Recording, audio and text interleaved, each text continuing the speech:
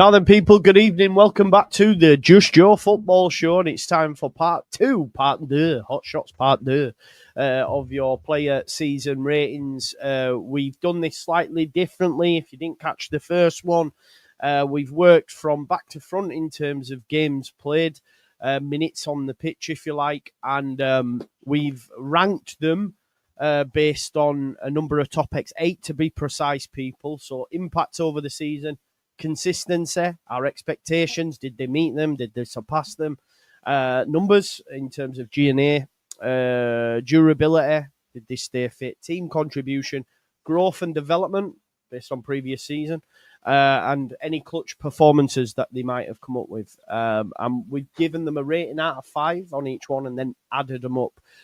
Just so people are aware, we did get up to, from Gruev up to Strauk, currently leading is Dan James with 33, Junior Firpo 32, and Pascal Strauk 27.5. Right bottom as well is Gruev on 13. So yeah, I feel a bit sorry for Gruev, but it is what it is. So we're going to jump straight into it because it was a late one last time. We don't want to do that because we're all knackered.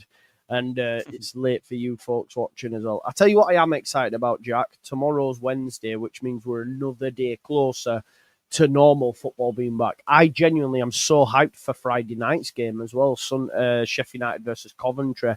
How are you feeling, mate, ahead of the weekend? It's getting closer, isn't it?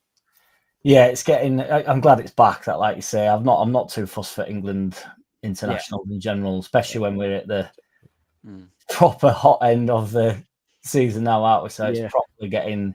I'm looking forward to running though. To be honest, I'm excited about it's not just this weekend's game. It's the sort of like the run of games that we've got going. So because we're done now with it, aren't we? It's just get the job done and get over the line. 8 games. What is it? 6 weeks or something like that?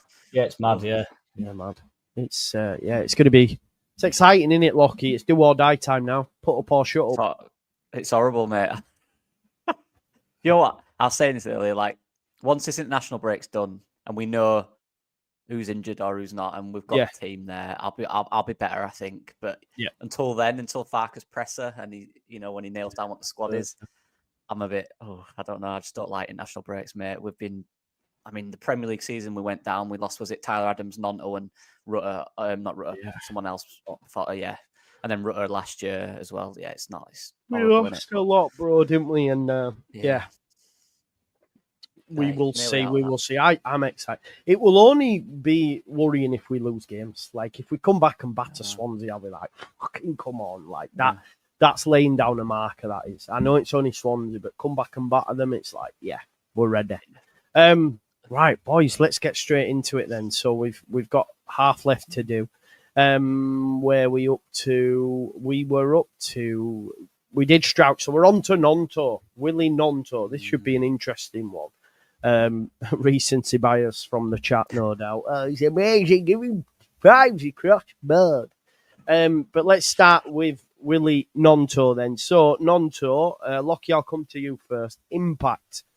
Has he significantly impacted games throughout this season? Has he had any outcomes in key situations or elevated the team's performance? You could argue the most recent game he did that, right? But outside of that, like, where we are. Most recent, 100%. But we're doing this over the season, aren't we? How much over this? We could have all probably said at the start of the season we expect him to start in this team. Yep. And he hasn't, has he, really? So you can't really give it high. Look, he did impact the game very well, actually, the last game, but that's what I expect, honestly, most weeks from a player of his talent. So for me personally, based on them two things, I probably can't give it higher than a 3. I don't think it's as high as a 3. Is that too kind? I think it's too generous. What, Jack, what has he done this season? Well, I would, just on what Lockie said there, though, I think we're all combining everything together. Impact and expectation. Expectation will definitely be low, but what has he? I get he's made that cross, and I understand it. But what has he impacted? Has he impact? I don't think he was that bad at the start of the season. I know everybody else did on the panel. His numbers are there. True. He had a good period, didn't it? Yeah, he did. Yeah. And then he went off. But then that goes back into expectation of him. We thought he'd really push on from that, even although because I was sort of defending him early on, saying that it was all right, we've been decent, and I had to stop after a bit because it was like he's not going anywhere with it. And then he were out at side for the rest of. He's not really been back in, has he? Can I ask you a question? Has his impact been more or less than Sam Byram? Less. I'd say less than Sam Byram. Yeah. What did we give Byram? The lowest score of 2. Right. It's hard with impact. It always favours attackers, doesn't it? Because with a defender, it's hard to think of good moments. But yeah, we've got Ramazani on 3. Now, I would say over the course of this season, Ramazani has impacted more games than what Nonto has. I agree. There was I'm looking at it here. It was when in the end of September to end of August, September, October. Sorry, he had a decent month where he got a lot of goals and assists. But yeah, I think for him, you know what? I think 2, maybe even lower. I think it's 2. I think it's a straight up 2. A lot of chat saying 2 as well. With the Byram, so it's yeah. But I mean, I personally do kind of think 3. But you expose me with Byram. I've also do we go 2.5?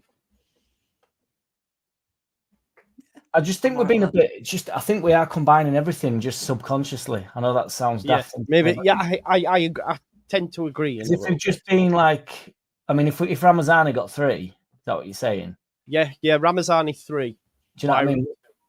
If you'd have expected him to do what we expected Nonto to do this season, but do you think Nonto's impacted the games as much as Ramazani? To be honest, I can't remember the very start of the season that much. I remember him being on a relatively decent patch, and that's all Ramazani had. I know Ramazani were excited. He's more exciting to watch than Nonto when he's on fire, but I'm happy with Ramazani's. Yeah, I think Ramazani's had before he got injured, I thought he was really impacting every game. I thought he was our best player for a period. Whereas Nonto's kind of had 2 or 3 games where he was getting there. I think 2 is fair. Yeah, I'll go with that. Okay. Consistency. It's a bit low, isn't it? We're all going. I can see your faces, boys, because we're all going to be like, "Oh, yeah." He hasn't been consistent, and you could argue he hadn't had a good enough run in the side.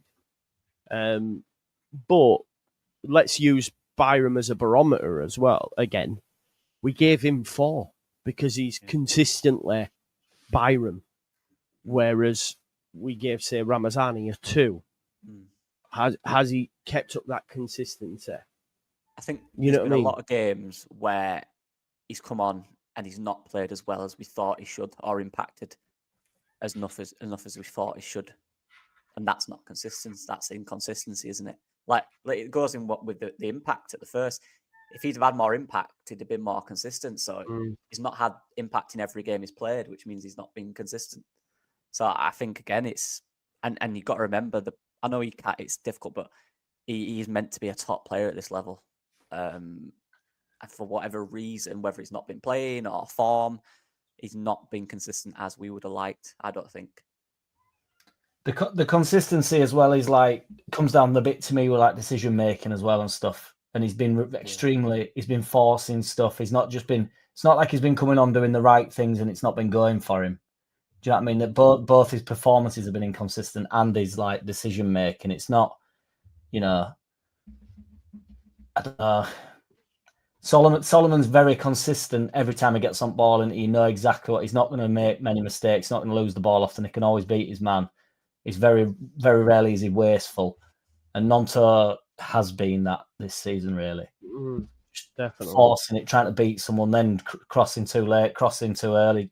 It feels like he's made the wrong decision pretty much. Yeah, for quite a large portion of the season. Over trying. Yeah.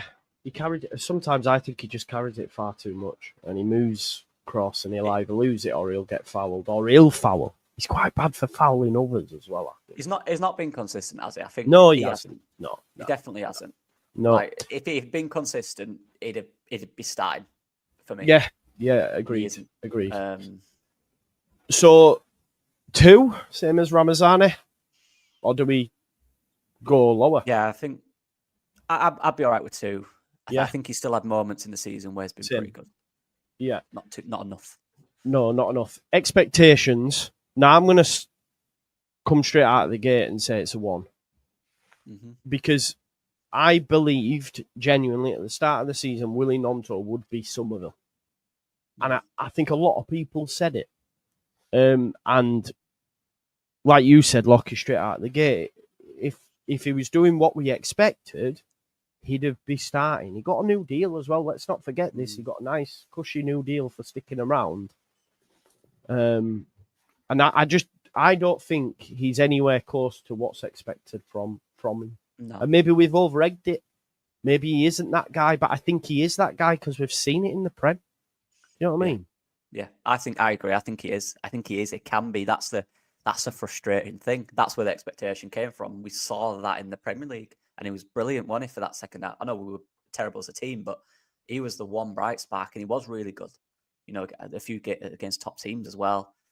But he's not, for whatever reason. I know people say it in the comments, and I agree that he's not had the opportunity as much as some others. But we can't do it. That's not what we're rating it on. We're rating it on what we've seen.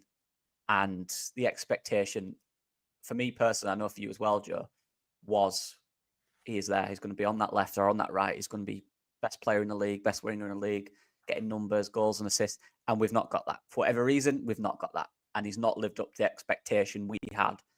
Probably when we first came down and then this season, but we're doing it this season. So, yeah, again, not as high as it should be for me at all, unfortunately. What do you reckon, Jack? Yeah, well, I expect he's not even really met expectations of last year, I won't say. It's not even like he's plateaued into, I don't know. He's well off expectation. There's no two ways about it because we all thought he was really going to push on this year and it was his year to do it. So, and it is only his own expectation. It's because he's a decent player. But, like Lockie said a minute ago, it's all right saying he's not had many minutes, but the expectancy was for him to take his chance and remain in the side, and he's not done that. That comes down to his expectation, isn't it? So the lack of minutes is due to the fact he's not done what we expected of him. He's not been consistent enough. He's not had enough of an impact on the team. So that's why it's low, And I know I said it a lot the other night when we were on, but we have a lot of the ball. It goes out wide a lot. It goes into these players. It's not like they don't have opportunities to affect the game. So it's low. You know what the game was for me? I know it's only the cup, but against Harrogate, where, that was a chance for him to really nail down and say, look, poor in that good.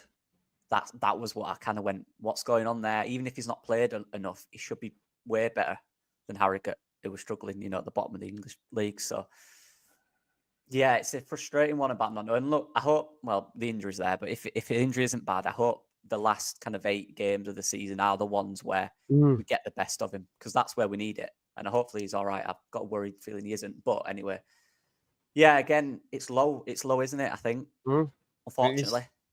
Yeah. I think it is. I think when he came off at bench the other day, that's the expectancy, isn't it? And we even, every week, it's just like 20 minutes. It doesn't have to be long spells. When he got 45 minutes. He came on. He were brilliant for 15 minutes. That's all you're expecting. Just change the game a bit, do something, get on the ball. That's what you. I know it's the hardest thing to do in football, but that's what you quality footballers need to do. And he's just not done it enough this season. So, are we going a 1 or 0? I couldn't do a 0. Yeah, no. I think because someone suggested it in the chat. I'm putting it out. Big fat 0. No, for me, that's if he's like hardly played at all, and that's if and that's if your name's Ilian Melier. That's we will be there. Chucked his toys out at Pram and Yeah. kicked, no. Yeah. Agreed. And he has contributed. I know it's not the impact, but he has contributed something to the season. No, so. he has. And that moves us on. That moves us on nicely. That moves on nicely to numbers. Because as Tyler's put here, he's got 10 GNA.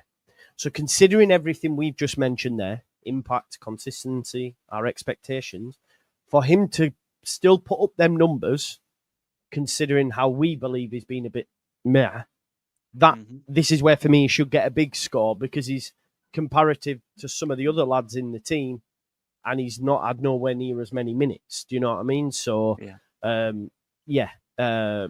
that's kind of what I was trying to say at the start, Joe, because if we'd have taken, if we just forgot the fact that we thought Nonto were going to rip it up, if that was Anthony this year, you'd be buzzing with him, wouldn't you? You'd think, what a brilliant signing that is, what a brilliant loan that was, but obviously Anthony didn't put anywhere near that level of, I don't know the minutes difference, but ultimately Anthony wasn't going to get them sort of numbers. So as a sub and as what he has been a bit part player, really, that is excellent, isn't it, really? Yeah. Yeah. Sorry, Jamie, you keep mentioning it. I'm going to address it. We're saying that we expected him to have a similar season. That's what we, as a group, expected. I think a lot of people did. We're not saying he is Somerville or anything like that. That might my be expectation, but we did, didn't we? Yeah. My expectation of Nonto, mine, at the start of the season was he was going to post up something similar to Somerville. He was going to be the main guy. He was going to be the guy on the left. He was going to carry us. That's what I believed.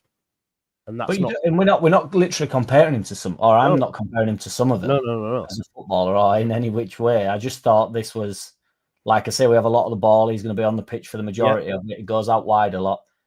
He's got plenty of quality on the ball. He'd be a totally different winger to Somerville, but the comparison is, like you're saying, is that we're expecting him to get hold of the side and really go forward, and he hasn't. No, he hasn't. But let's go on to numbers then. 10 GNA, same as Brendan Aronson. And Brendan Aronson's played over, thousands more minutes than him. So that I think he should, for me, he should score high, Lockie, I think. Yeah, his numbers are good. 10. Look, he's not played a lot. He's not had consistent minutes. You could argue about performance without consistent minutes, but he's got decent numbers to say he's not had consistent minutes. So I agree. I think this could be, although it's not the most in the team, it's still pretty solid for the minutes he's had. And even to say he's not played that well, he's still got decent numbers, and we can't deny that. And that's a frustrating thing because he's quality when he wants to be. I 3 or 4 probably. What do you guys think? Well, we gave Ramazani 3. We gave Ramazani 3. Ramazani got 6 GNA in like 700 minutes. Nonto has played 1,000 more there or thereabouts, but that's kind of what I was going to say, because really comparing him to Ramazani in that sense, Ramazani's not played at all to get them numbers, has he really? Nonto did at the start of the season, was going to be the winger, wasn't he? Yeah. And he lost that position. Yeah. So what do we give? Are we giving 3 or 4? Couldn't go higher than 3, I don't think, with it. Even though I think it's probably a bit harsh, but I just think Ramazani's... and he's 700 minutes or something. I think that's fair. Durability. He had any injuries? Has he been a bit... I mean... Unless... No, he's had no injuries. He's absolutely fine all season until now. But I don't think he has. No, I don't think he's had any injuries, has he? No. But that's pretty good. No. Yeah. He's always been available, and he's a durable fella, I'd say. So does he get a 5 for durability, for being fit and available throughout the season? I think so. I think that's fair. Yeah. I can't say how he can't. He's always been always off at bench, always ready to start. Mm-hmm. Yeah, no, I think that's fair. Start of the season as well, to be fair. A lot of 90 minutes at the start of the season. Yeah, it did. Right. Team contribution. So beyond them individual numbers, how has he contributed to the team's success in terms of, did his presence make the team teammates better. It's hard, this, isn't it? Because we're doing this now, and the reason I've chose to do this now is because obviously end of season will be manic, and this video will just get lost. I think this is a good place to do it. But with 8 games left, if he is fit and he is played in the 10, he could, let's say, for example, if Farker says, I've seen enough now, we're going to play him there, and he just kills it for 8 games, then you could argue that this would be really big, right? But it's 1 game, so it's hard right now. So I guess, again, it's inconsistent. Some games he's looked on it, and some games he's looked like he's tried to do it all himself, and that's the frustration with him for me. There is many times where he does really good things, but there's many times where he could have given it to a better player, or he could have released the ball earlier and not tried to run through 3 or 4 people, or took a shot with loads of defenders in front of him when there's a pass off to the side. I think he is a team player, but I think Gnonto's quite a rogue player at times where, again, look at the Premier League. He thrived when it was him on the wing, 1v1, take your man on. That was his role. I think that's what he's really good at. I think when you ask him to be more of a Solomon, a team player, create 1-2s, I don't think he loves that. I think he enjoys 1v1 and taking guys on. And maybe that's why Farker's not giving him the minutes. Maybe Farker wants a winger who's more, build-up orientated, who's going to create passes and movement and stuff like that. Yeah. Don't know. I think he's quite selfish. I'm not saying that's a bad trait, because sometimes you need that from a winger, right? Solomon was. Not Solomon. Somerville was very selfish at times. And James can be as well. Definitely when he cuts in on that left and it balloons it, and you're like, for fuck's sake. But like we were saying about Solomon's probably too selfless, I think. He's not hitting him enough. He's cutting in and trying to find a man all the time instead of having a go. Team contribution. I can't help getting away from it being low. He's not done it enough. That's the overall theme we're not to win it this season. I think he's not done it enough. And I think that's where we're at with him. He's done it sometimes, but not enough. Team contribution. Do you get any P's for keeping everybody on the toes a bit? Because if he want around, and I think he's always legging it over and celebrating when we get goals, and I don't want to be that guy, but it is a squad, isn't it? And if we're on about team contribution, does it have any way that it is available to come off at bench all the time? And he does. The players are aware of his quality. I know he's not been flying, but James can't start messing about, or Solomon can't, because Gnonto will come in, won't he? So I'm not saying that's many points, but Yeah, Farker said in his last presser about him when he was trying him in the 10 role, he said he's been working really hard for a while. And I respect that. So maybe we could push it up a little bit. I don't know, maybe a 0.5 or up to a 3 or... I don't know. 3? It's on you, Joe. It's up to you, mate. I mean, look, Ramazani got 2. Mm-hmm. Solomon got 3.5, Strauch 3.5, James 4. So it's got to be 2 on it. Gruev got 3. Fair enough. I think 2. Yeah, happy. Right, growth and development. For me, he's gone backwards. Yeah, no, not the first minus. There's no need for a minus here. No, we can't. I'm not giving him a minus, but it's a 0. All right, good. Joe loves his zeros. Bro, he's been so underwhelming. No, are his numbers worse than last season? Right, but we give, for growth and development, we had Gruev 0, Ramazani 0, Byram 0, Solomon 0, Strauch 0. We gave points to 2 to Ampadu for the captaincy, Firpo because he's just even better than he ever was, and James 3. We gave James 3 because his game's improved. So I think that's not wild to give him 0 like the rest of the others. No, fair enough. Yeah. If you're comparing it to what we expected and what he should be, then it is. His numbers, he did get 10 G&A last season. He's on that now.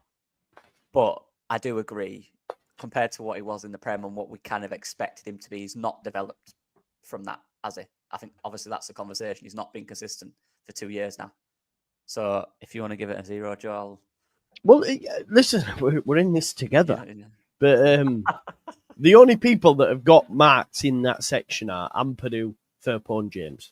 Everyone else has got zeros, so that's fair. In fairness, he ain't gone anywhere, has he? Let's have it. He hasn't. Clutch, has he come up with clutch moments? We had Strouk 5 because of them goals, Sheffield United and Sunderland. James on a 4, Firpo 4 for a few late goals. Ramazani we gave 3 because he had a couple of late goals as well. Again, memory's not great for us, is it? But has he? I feel like he has. Well, were it the 7-0 that he got there where he came straight off at bench and scored? Yeah. You know, I know. Well, just a mint day and that is a contribution to the mint day, and it was the best day I've had in a long time. So non-taught Swansea we're getting. Non-taught Swansea, what was that? Talk to me, people. Honestly, scored last-minute winner against Swansea. There you go. I don't remember this. No, my memory's terrible, mate. Non-taught's being clutch. Remember Swansea. Folks, give us a score in the chat then, because I can't remember this. It will have happened, but my memory's really bad.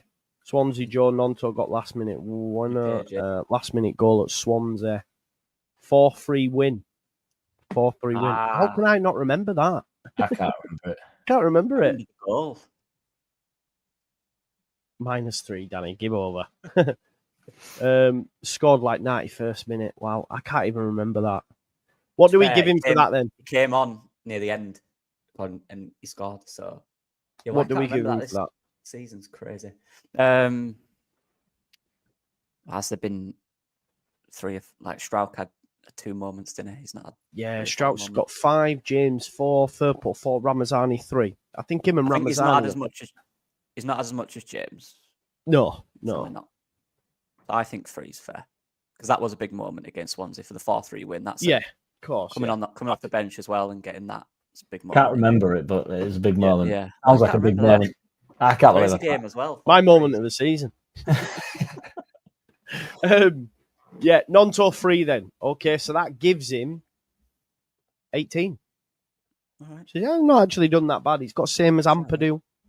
More than Ramazani, more than Byram. Just 1.5 behind Solomon. So to be fair, because of his durability, because he's been available, and obviously his numbers as well, he's not scored too bad, to be fair. I think that's fair. I think that's fair, though. Same. It's all right, but it should be better. Yeah. 100%. That's literally what we've been saying about him. Yeah. I was worried as we started. I was thinking, oh my God, this guy's going to get fucking 8. One a section. Right, that's locked in then. Right, moving on. Joe Rothwell. Rothwell. This should be really good, actually. I'm interested. Impact. Let's talk about, and I'm going to come to you, Jack, because you absolutely love him, don't you? It's all I ever hear about, man. Rothwell. So talk to me about Joe Rothwell. What has been his impact? I don't say too much good about him because every time I've said something good about him, Farkas started him and he's not performed very well the game after. So going into the weekend, I don't really want to over-egg this, but I think it'd be a bit wild to not suggest he's impacted the side, and particularly on. Do you get any more impact points on the basis that you were nowhere near the side?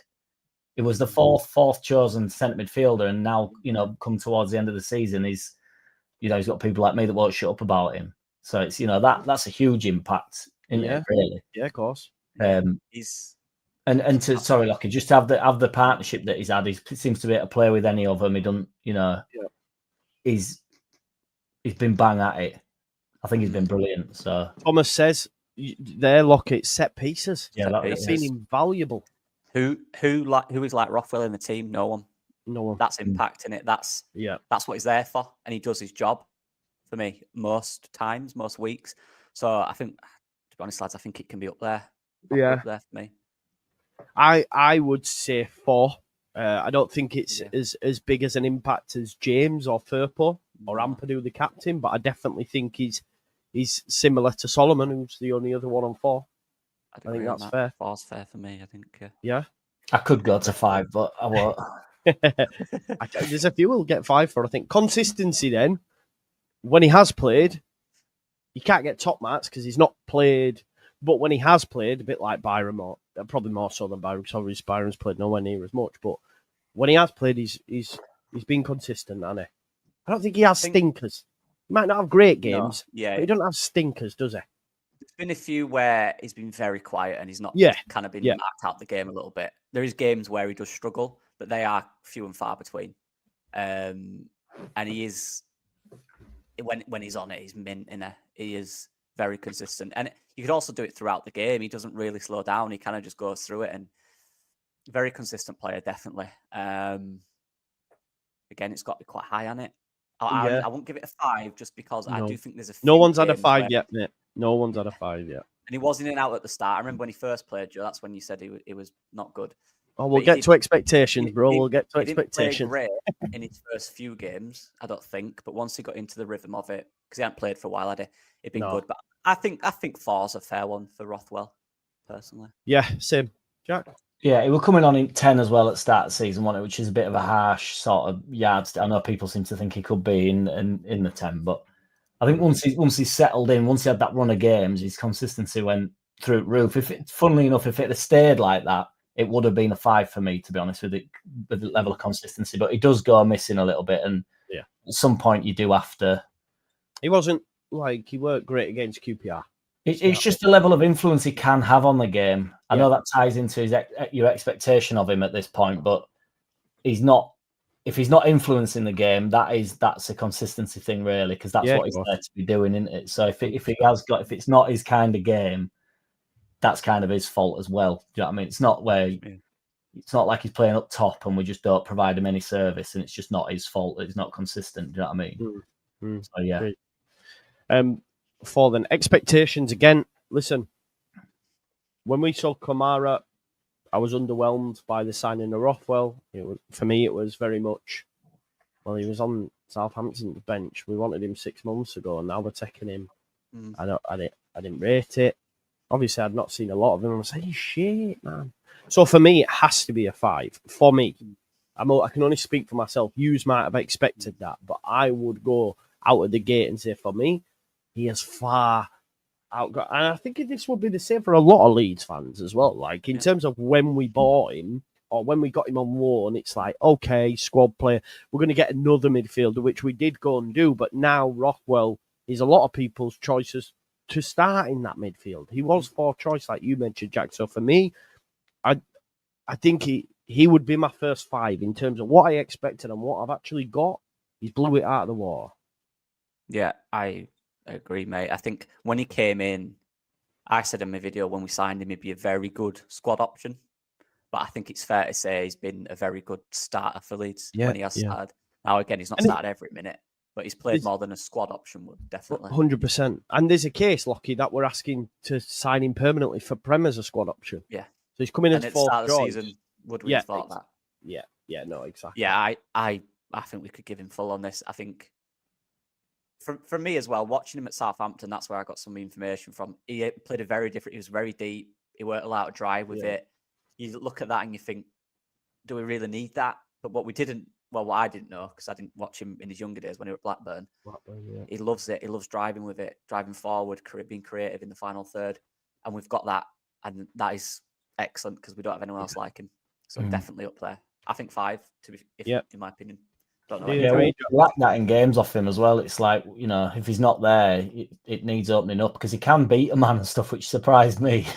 Like how easily he can sort of glide past players. I didn't realise he was that sort of a player. But to be honest, I did when he got here, though, on his expectation. I did think it was an improvement on Kamara, to be honest, just on the basis that I thought he'd be a bit more forward thinking. And I liked Kamara, but I did think that's a good change. I would have swapped that had the option. But it's still. I was going to say, I'm expecting one thing that I've not got, and it's an absolute worldie from 35 yards because he does it. He does one almost every season. So I need one of them. Well, let's move that on then. We're happy with 5 with expectations. Let's talk about numbers, Lockie, because he's only got 4 assists. And he does take set pieces. We were lauding him for the set pieces. So 2 of them would have come when we scored against Sunderland, right? So that's 2 in 1 game. So it's like really over the course of the season, with the amount of minutes played, his numbers aren't great because we probably would like a goal from our midfielder, right? Yeah, I think. Tanaka's got 4. Tanaka's got 4 goals. He doesn't shoot enough, does he? I think. No. And he's got a decent strike on him, so I don't know why he don't. Even Farker says after games he wants his midfielders to score more. That's he wants them to do it. That's what they can do. And Tanaka has started doing that. You know, he shoots and it goes in almost every time, doesn't it? So I do think, although it's not necessarily his role, it doesn't mean he can't have contributed to more goals directly. And I think there's been situations in games where he's at the edge and you're thinking, oh, just hit this. And he doesn't. So I do think they could be a little higher. Don't know that. Yeah, agreed. Yeah, I think they should be. I think it's a bit harsh on him on the set pieces, though, just on the basis that nobody. I mean, so if there were a few in box willing to win the header, then numbers would be up. Because that's true. It's notable when he's not delivering a ball in. Nobody even gets that raggy about it. And normally it's like first thing people start whinging about with corners, but people do trust him to get 8 or 9 out of 10. Like if it's Gruev taking him, oh, fuck's sake, man, he can't beat the first man, whereas Rockwell, I get you. Yeah.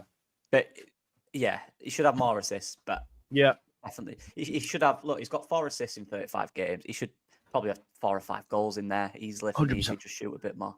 Yeah. To give you a gauge, so we had Byram, Gruev and Ampadu on 0. Ramazani got 3. Strout, it's not a 4. For me, it's a 2. We haven't given anyone a 2. I think 4 assists for the amount of games. I think it's a 2. And the type of player he is as well. He's in and around it, isn't he? Yeah, Really, there should be little bits on edge at box, so he just sliding someone through. Yeah. I think so. Yeah, I think 2's fair. 2's fair. Durability. I don't think he's had any injuries, has he? No. Not on the... No. And I think he deserves praise for not playing hardly any football for so long and being able to do what he's doing. So I think for me, it's another 5 like Nonto. Although Farker did say struggles to play him 3 times a week. So I think we might have just knocked one off for that. Because he's kind of, he doesn't really do it, does he? He can't really. He kind of plays 2 and then misses the 3rd one. That's he's not been injured. But great point. So 4 for durability. Team contribution then, lads. I think, again, it's pretty decent, isn't it? It's high. It's the higher end. No one's like him. Yeah. Exactly. When we need, you know what I mean? If we need him to do what he does, if that makes sense, he's the only one that can do it. Yeah. Can't really anyone else. We need someone to come on and drive at the defence and break them lines. Who else is going to do it, really? He's the one. And he does it when he plays most weeks. And delivering a ball's your team, just delivering the ball. Who else can do that? And I do think that to make the team better. The answer is yes, innit? It did. I do think that adds pressure. Even if we're not really particularly scoring from corners and that, when he's whipping them in, it does pin the defence in, and they are like, we cannot get out. It's like, and because we do get a lot of corners and stuff, so it is a lot of concentration has to go in for defenders.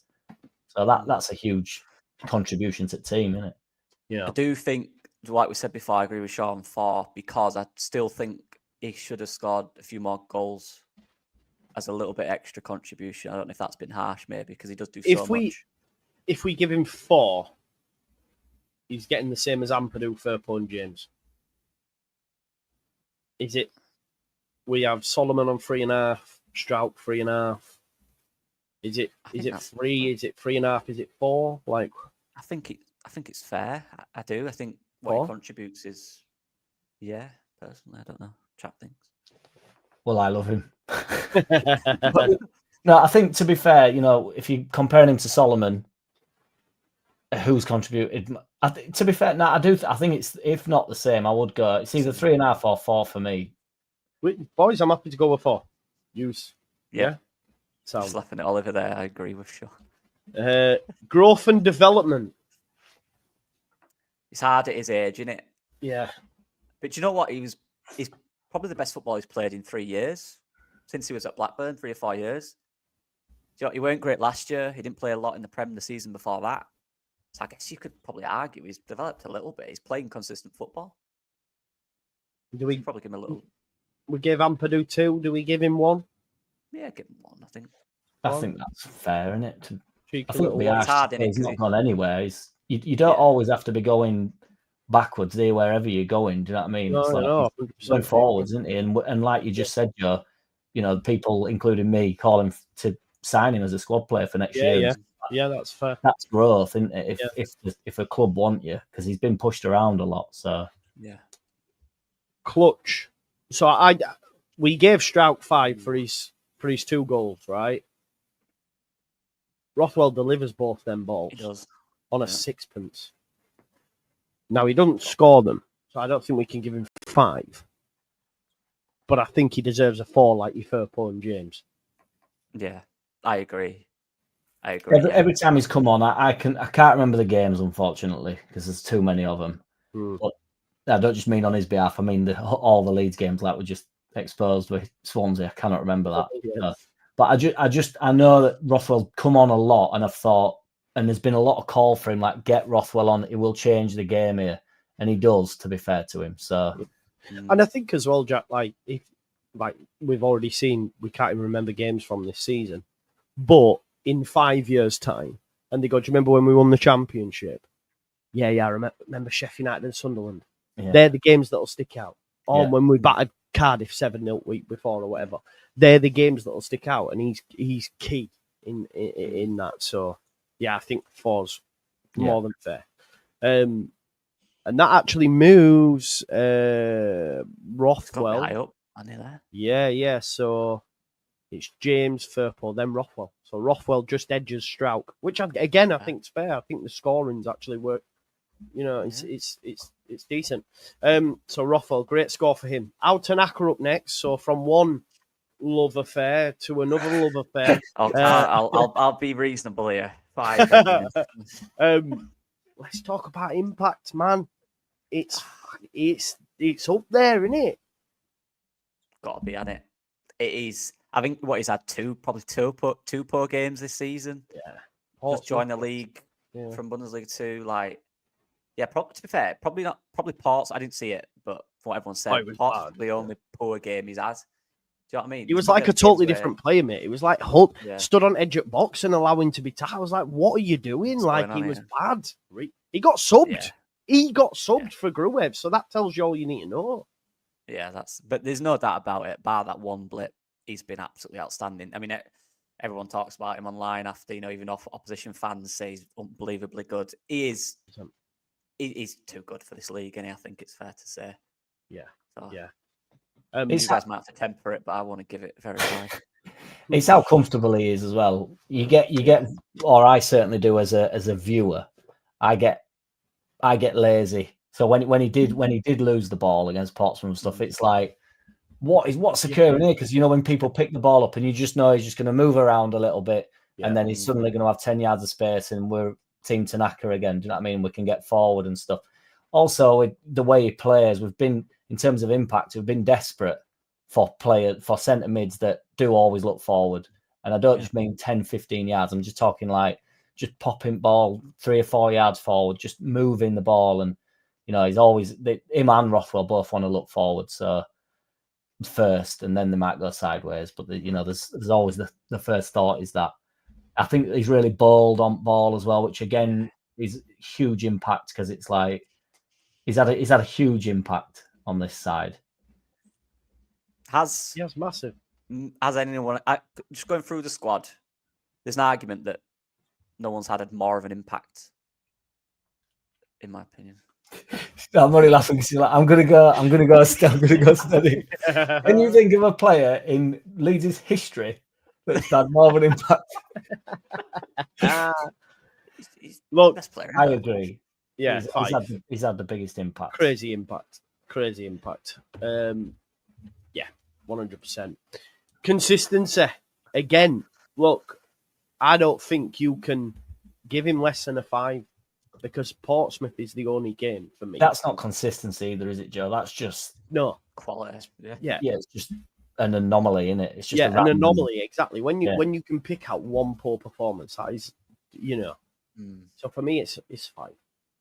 And that was also losing the ball. I don't want to be daft about it, but he just made a couple of mistakes. I know that it comes down to consistency, but it's not like, because you could argue if he did it more often, if he did it every few games, that you'd say, well, he's been really consistent. He's got a bit of a mistake in him, but he doesn't have a mistake in him, does he? So that's why it was so like, he was obviously tired, and I don't like being that guy, but he just won't bang at it that day, No, exactly.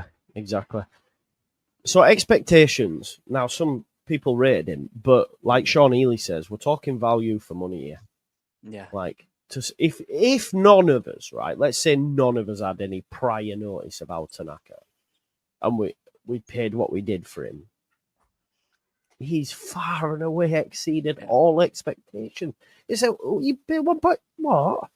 He'll be shite from German second division, shite, Japanese, shite. Yeah. That's true, though, isn't it? Right? Them conversations probably did go down, man. So, and I mean, I'm probably, because I used to watch it when I was doing my uni work. I wanted him the year before, so I expected him to do this or near enough this. I didn't know whether it'd be this good. Honestly, I didn't straight away. But for the wider range of the fan base, I think he's exceeded everyone's expectations, even mine. And I've watched a lot of him, so honestly, like, I was very nervous when he joined because I thought, he's been really good. And I've been bigging him up for over a year now. And if we're going to flop, it's kind of like, what's going on? If you'd flop, mate, you wouldn't be on this podcast. Yeah, I'd have gone, mate. I'd have pieced out. But he has been fantastic, hasn't he? Since that cameo when he first came on, where he got about 5 minutes where he was just talking. 100%. Got to be up there, hasn't it? Again. I agree it's got to be up there, but I must say, I thought he was instantly loved before he even kicked the ball. Just with his first name, everything. I don't know whether everybody had been tuning into Lockie's breakdown of him. But I agree. He's exceeded my expectation tenfold. I don't really know what I expected. I'm just saying there was a buzz about him. Yeah, there was. There was a little bit of an expectation to him. I think he deserves the same score as Rothwell at 5, though, right? Oh, I do. I'm not saying, because I think even if, I'm just being jovial, really. No, of course. You're being devil's advocate in it. It's putting it out there. It's fair. Yeah, there was a buzz about him, because it was like, he came on for 5 minutes, and although that has been proved to be the case, it's like, I can't remember Gadget's name that played for Liverpool, came from Bayern Munich, but he came on and did a similar thing. He made the most passes in the 45 minutes or whatever it was a couple of seasons ago for Klopp. Centre mid, do you know who I'm on about? I can't remember his name. Little lad. Say again? Little Liverpool midfielder. Regardless. Badgertich or something like that. No, big player for Bayern Munich. Regardless. He came on and did a very similar thing. He was excellent. For Liverpool? Yeah, played for Liverpool for Klopp. They signed him. I cannot believe his name is evading me. But you will 100% know what I mean. But regardless, he did that and then did not achieve anything for the rest of the season. So it was like, you can come on. Endo. No. I'm going to have to find this now because it's going to do everyone's head in. Not Thiago, is it, Jack? Oh, Thiago. Cheers. Fucking hell, yeah. But he did a similar thing. Not a similar thing, but he came on and everybody were like, this is, he's going to dominate. And then he couldn't really get inside in the end. Yeah, he's injured a lot, wasn't he, Thiago? Barca. But Bayern Munich didn't really want him either, did they, in fairness? No, after a while, I get it. He was at Barca before that as well, I think. So, yeah. The two. You basically just said we've got the second coming of Thiago in Championship, is what you said. No, I'm saying it's better. My point is, the expectation would have been for Thiago to then go on and do that every game, and he didn't. Yeah, of course. Saka came on for a cameo for 10 minutes, showed that he had that in his locker, and then has done it all season. That's very different. No, I hear. Right, numbers. Sorry, lads. What we're looking at is 4 assists. No, 4 goals, 2 assists, 6 G&A, which is coincidentally the same as Mateo Joseph, who we get on to next. But yeah, 6 G&A. What do we reckon? If I'm being honest, I'm going to go by what the manager says when they asked him about the goal. He said, but he wants him to have a little more. Maybe pickier, but he was right. Farke said, he scored double figures in goals and assists in the Bundesliga too, and that's what he expected him to do. I don't expect him to get that much, but I still think, given the positions we're in, I still think he probably could have had 2 or 3 more assists or something like that. Something little, maybe 1 or 2 more goals. Because we've seen him when near the edge of the box when he hits it, his technique's ridiculous, isn't it? So I think he should have 1 or 2 more, maybe of each, potentially. I don't know if that's been harsh again. But He's been a bit deeper as well, hasn't he? Than even when he's played with Gruev's at points. Gruev's been further forward. So, but I do agree, Lockie. I think really, I don't think that's bad though, and particularly for what we had last season. They're not. I know they've been asked to push on a little bit more than Gruev and Ampadu were last year, but again, maybe that drops into what I'm expecting of him. So that's why it's a bit harsh, because really, like you're saying, he's got a brilliant strike on him. Similar to what I said about Rothwell round box, you'd think he'd be a few more, just nicking players through and stuff, and slightly more creative. But so we are looking what Rothwell. We had 2, Nonto 3, Solomon 3. We've marked Solomon down there, to be fair, but is he a 2, same as Rothwell, or do you? Because he's got goals and assists, does he deserve another one on top of that, a 3? 6 goal involvements for a midfielder who Jack Striker's played deep. It's pretty good, isn't it? Yeah. It's not too bad at all, to be fair. No. I think 3's fair. I know we marked Solomon down, but that's comparing to what we expected him to do, wasn't it? Yeah, true. So, yeah, I think that's fair. Okay, let's talk about durability then again. Has Tanaka had any injuries that we can think of off the top of our head? I don't think. No, he's played every 90 minutes since the 1st of October, bar 1 or 2 games a few weeks ago where he went off in the 80th and stuff. And then Stoke, he played 10 minutes. So, no, he's hardly missed out. So, we're looking at a 5, aren't we? Well, you'd argue it's one of his best assets, though, wouldn't you? Just how he plays as well, you know, he's full of energy, isn't he? And he seems very durable. Seems like he can get about getting a tackle. And definitely. Team contribution, lads, then. So, again, it's up there, isn't it? Vital, isn't it? Yeah, vital. Massive. He's vital. Could he contribute more, do you reckon? Is there anything you look at his game and think he could probably contribute doing this? No, I don't. It's hard to think about. Yeah, not what is required to do. Yeah. He can't give us more than he already is. You know what I mean?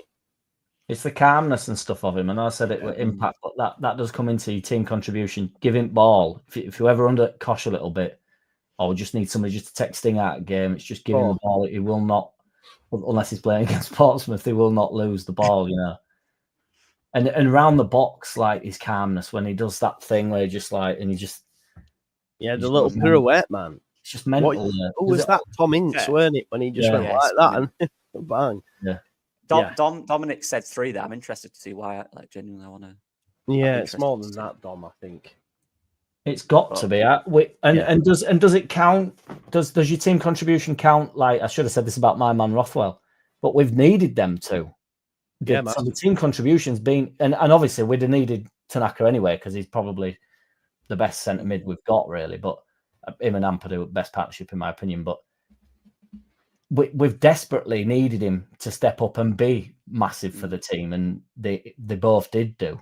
That's a big team contribution, isn't it? Yeah, 4 or 5 for me. I'm not part of this one. I'm going to let you two. I think. Look, we've got again James as 4, Ampadu 4, Rothwell 4, Purple 4. We haven't had a 5. Is Tanaka a 5? Does he contribute more than a Dan James? I think's similar in it. Yeah. Well, they all contribute in very like. We're talking about the best players at the club here, aren't we? Yeah. Especially we're getting into the minutes and higher minutes now, aren't we? So these are all. Yeah, exactly. To be fair, that's exactly right. Yeah, I don't think anybody's going to end up on a 5 if we've just named them players. And no, exactly. No, I think it'd be harsh on them all to say that Tanaka's contributed more than the others. Yeah. Even though you could make that argument. Yeah, I think 4's fair. I think 4's fair. Growth and development. I do think it's fair to say for him to come from the German second division into the Championship is mad. Yeah. And do as well as he has. I think he deserves a lot of praise for that, you know. I think it's weird for him because he was always too good for the Bundesliga. He shouldn't have been in there, and he probably shouldn't even be in the Championship. But from that to what he's doing now, it's an upper level, and he came in straight away and instantly knew what to do. Yeah. So whether he's actually developed, as a whole, maybe not, but as he developed in terms of playing in a lower league, going into a better league instantly in a new country, and just absolutely flat out being outstanding, definitely. But for me, still playing below the level he can, so it's kind of easy for him. Do you know what I mean? I don't know if that makes sense, but so I don't know. Actually, it's a tough one. 3. I think 3's fair. Yeah, I think that step up. You've got to give him. The thing is, he'll be off as well if we don't go up. 100%. He will go up. So that in and of itself, like you're saying, Lockie, that if he's come from a lower division in Bundesliga, it's like that's growth, isn't it? Yeah. Because you're coming into Championship dominating, it doesn't really matter even if that's a similar standard. Really, you're growing as a player, right? It's definitely is. And I didn't watch, but you know, growth and development. Yeah, exactly. Sean said 3's criminal. That might be the highest one, Sean. Yeah, it is. No one's got more than that. No one's got more than development's. Your development's quite a different scale. Yeah, we're starting from 0 with development. So gone from here to so. Yeah, exactly. What about clutch, lads? Recently, top bin.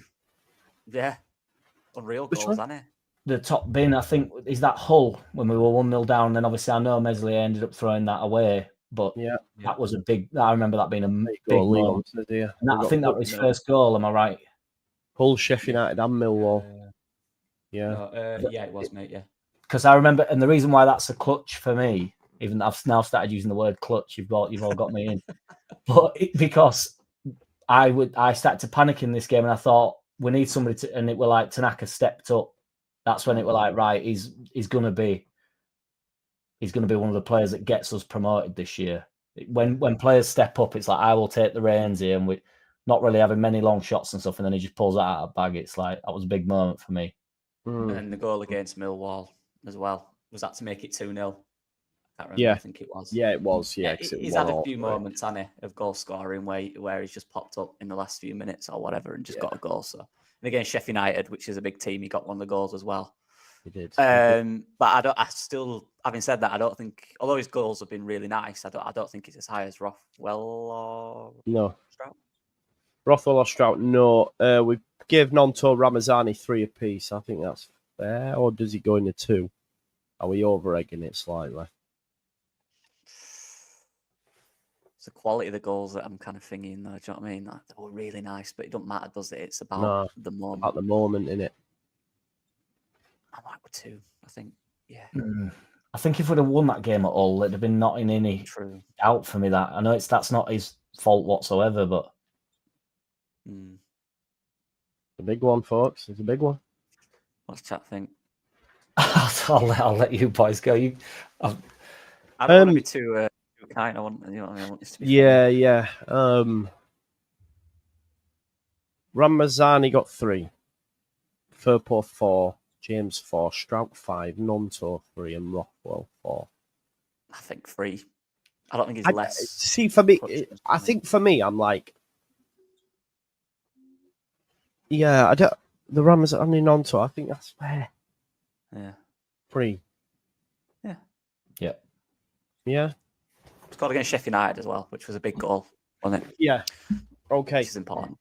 We have a new leader at the top of our player season ratings by 1, right? So had we have gone 2, it'd have drawn with Firpo. It's nip and tuck. So Tanaka, as it stands, player rating wise, is top of the pops with 33, which I think is fair, to be honest. Right, let's move on then. So we've got now Mateo Joseph. Is had a lot of minutes, hasn't he? Well, contrary to reports, mate, he's actually, wow. Oh no, sorry, that's Matt. Oh, I've done it fucking wrong. What have you done? Wrong? We've already done. Have we already done Joseph? No, we haven't. No, I don't think we've done. No, we haven't. No, matches played. Sorry. Yeah, we're in matches played. So he's played 36. He's played 36 games. That's what we're doing. So Mateo Joseph, 36 times. Only 11 starts during that time, but he still has had a lot of minutes. So like, let's not get away from that fact. Can you stay on 11 starts, Joe? And I don't. Sorry to cut you off. They were the start of the season starts, weren't they? It's like, he got backed. Yeah. Very similar to Nonto. Yeah. You got all your 90 minutes. You got them all in early, and you've been kept out the side. I think I've deleted the video.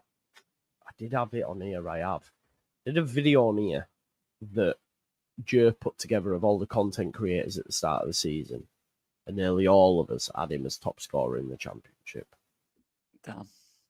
So, if anyone's saying, "Oh, we're being harsh," please remember that fact. Like that, this is where we had him because of the pre-season in his ad and what's been said. So let's talk about overall impact. This one's going to be interesting, isn't it? Yeah, for me, the impact. It's been shy.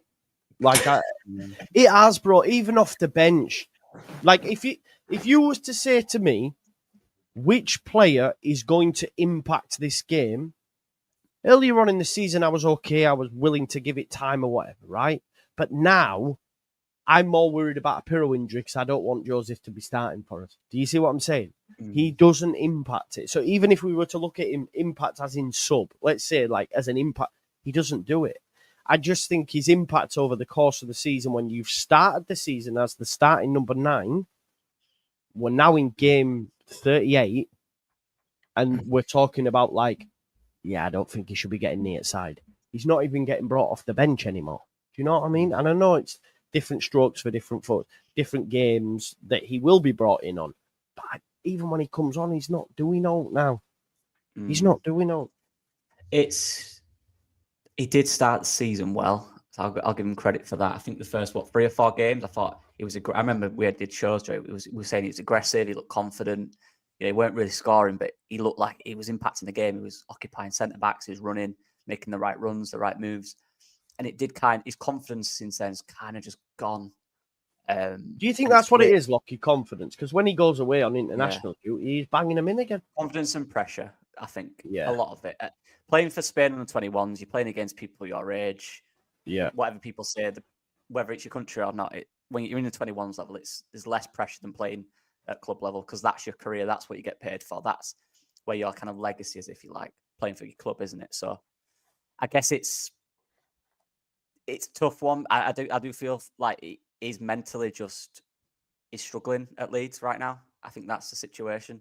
He's a very talented player still. That hasn't changed, but the impact has died massively since the first few games of the season. 100%. Yeah, massively.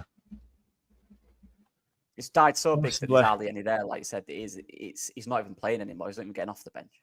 And that's something he has to figure out. That's something he has to get through. And he's a young man. I know he's inexperienced. It's his first full season. So. Yeah. Impact. Like Leon said here, 3 assists, 2 goals in first 10 games, only 1 goal since. That's not impacted it. So what we're looking at numbers wise, folks. I think he started well, so I don't think 0. Yeah, I remember him being around halfway line and breaking with ball and linking up a little bit. And I think he must have put James in and stuff. I remember the assists early doors, and I thought that'd carry on, as in, and a lot of people were saying, and probably including me, he's getting the assists. It's not like he's not involved in the games. Like Lockie just said, he was occupying the centre backs and stuff. But in all honesty, and I don't mean to be harsh, don't want to sound like Roy Keane, but that is his job. Yeah. It's like, as much as you are just doing your job, and that's fine. It's like I think we're hanging on to praise that where it's just like Bamford gets stick for doing this.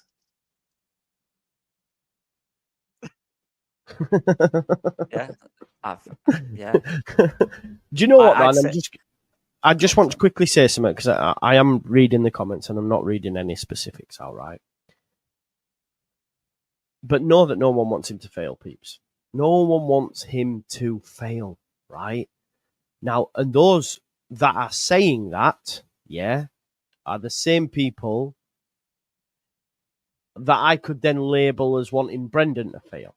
Basically, you have a player that you like, you've backed him, it's not quite worked, and therefore, everyone who says anything bad towards him, it's like, they just fucking want him to fail. No one wants him to fail. No way. I'd assume you don't want Brendan to fail. You would love Brendan to go on an 8-game run and smash it. But and listen, Luke definitely doesn't want Mateo Joseph to fail, by the way. But what you've got to understand, and I can't speak for Luke, right? But Luke gets into Twitter spats, yeah? He loves it. Yeah. He loves that game. He loves it. So if someone's battering you in your comments, telling you you're thick, telling you you ain't got a clue, telling you don't know ball and all this, and then sometimes also saying names towards you, when you get your point proved or opinion right, you're going to fucking ram it down people's faces. We're humans. But trust me when I say, no one would want anything more than Mateo Joseph to score 2 goals every game till end of season. We're going, wow, what a player. Why? Leeds would be successful. He'd be successful. You know, and we know how football works. Well, he'll fucking move on and we'll get loads of money for him. And then we can like, it makes no sense for any Leeds fan really to want him to fail, I think. No, 100%. And look, yeah, I mean, I did a video on him, Joe, years ago. Yeah, saying, exactly. Yeah. Like, I want him to succeed. You know, I've been out there saying I think he will. Say it every week. I think he'll have a really good career. So, of course, you want him to succeed. I like him. You know, he's a good player. He's just struggling right now massively. Yeah, and has done for a while. It's a pressure thing, look, isn't it? We didn't buy anyone in January, so is that really his fault? I think we should have got another striker. Yeah, no, I agree. I've been saying that. You know what I mean? Impact, was it? Was we on Impact? Impact, sorry. On Joseph, I said that I didn't care if he didn't score 1 goal. The first 10 games, he should start the first 10 games. And we should just fully back it and go for it all the way. And then Parral Parrisley was so mint, he came out the side. That's just shit as a shit does. You cannot. What am I supposed to do about that? Yeah. Do you know what I mean? I don't. What can I defend about that? What's the point? I said Joseph should have the first 10 games of the season. Peru could not stop scoring goals off at bench. You can't just keep bringing him off the bench when you've got the goal, you've got the goal scorer there. It's just, you know, it's either about getting out the division like everybody rams down my throat, and it's not sentimental FC, and all we have to do is get out the division, and then they don't want to just pick the best team because they think, well, exactly. I don't care who's in the starting lineup as long as it's the best side. Do you know what I mean? I think as well, like, and Jamie, I'll shout you out, mate. Why is there no patience with Joseph in his first? Well, yeah, we have been like, why are we not patient? Like, what do you mean? Like, no one's saying sell him. I do think he needs a loan if we get promoted. That's what I believe. But that's also patient. Who else gets patience though? Just if I am being impatient with him, I don't really understand what's. It's because Jamie likes Joseph, but he can't see it. Can't see it. 8 games to get promoted. We can't really be patient. And again, I agree with Jamie. We have to be patient, but it's not his fault. He's the only option we've got. Obviously, Bamford's been injured, so the club should have signed a striker, which would allow us to be more patient with Mateo. If the manager plays him and is patient with him, and we don't go up, who do the fan base blame? Yeah, what would Who does the Joseph? fan base blame? Manager. Not Joseph. Farker. No. Yeah. Farker gets the sack.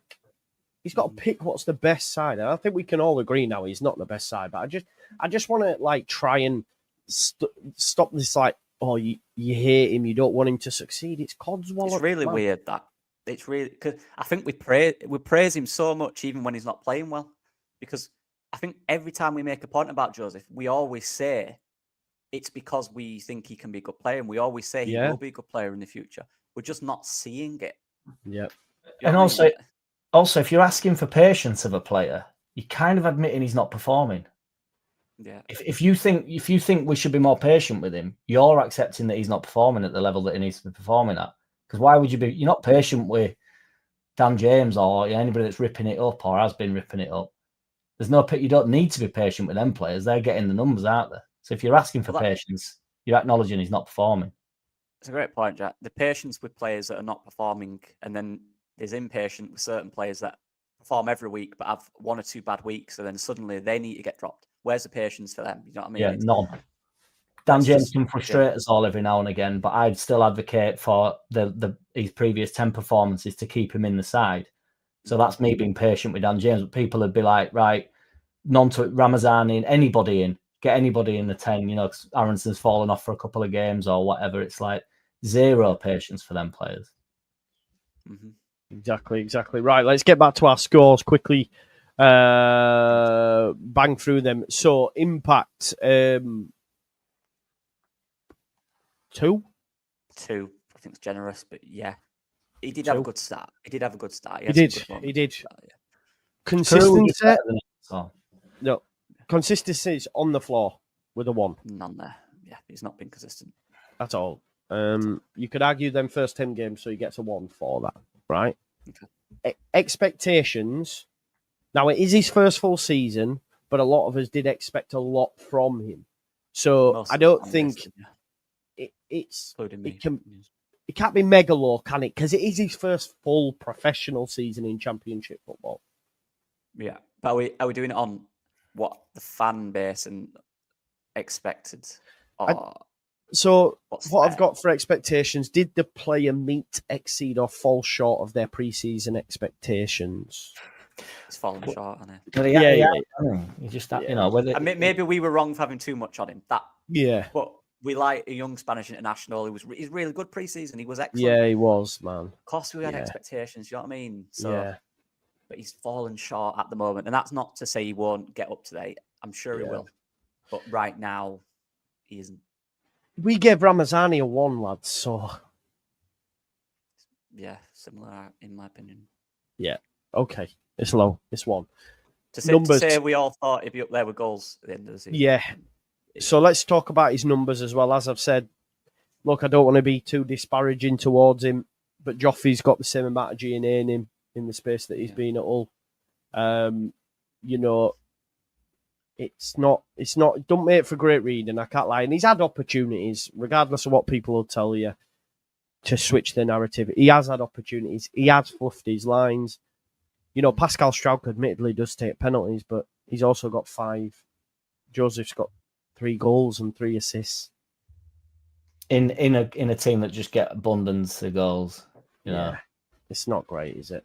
No. He scored in the 7-0 against Cardiff, but before that, he hasn't scored since Sheffield United, the first game, on the 18th of October. Can I just... should be high. Has anyone said he should get 20 goals? Well, I didn't. Neither did I. I don't think I did. Otherwise, Jamie, are you not listening again, mate? Are you not listening and having conversations with yourself? Is Jamie saying that? Did you say at the start of the season, Joe, that you think he might get 20 goals this season? I don't think he is. I don't know what he's trying to refer. Did I think he would be top scorer? Yeah, I said it. Oh, did you not say 20 goals when you said that? No. Top scorer. Right, sorry. Okay. So you're not. Right. Make sure. Yeah, I did think he would be top scorer. Yeah. But that can happen. I don't get the point. That can happen. When players come to leagues, they can be top scorers. When players burst onto the scene, they can be top scorer. I thought he could be top scorer. I wasn't the only one. But what's last season got to do with it? He was a youth player. I get your point, bro. We get you like Joseph. You can't have any criticism on him whatsoever. This is the point when I'm saying keep the same energy for someone you dislike. You know what I mean? This is the point. Anyway, I get bogged down in it because sometimes it's just fucking mad. Numbers, what we saying then? He has got some. Is it a 1 for the amount of games and what his position? As a striker. He's not played loads of minutes, but he has played a lot of games. Yeah. 3 goals is not great. No. I think it's 1. I'm all right with that. Yeah. I think even he would expect. Yeah, of course. I think so. Even in the minutes he's got. Yeah. So durability.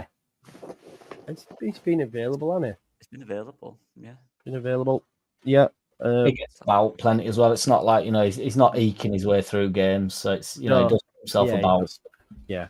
So he's got 5 team contribution. He made it better. Again, look, I think it's low. We're giving non-Tom Ramazani 2. It's less than. Yeah, definitely. It's less than. So I think it's a 1 again. Yeah. Again, started good. First 7 or 8 games, decent. But that's a long time ago. Yeah, exactly. Growth and development. This is an hard one, isn't it? It is, it's our expectations. He's played more than he has last year.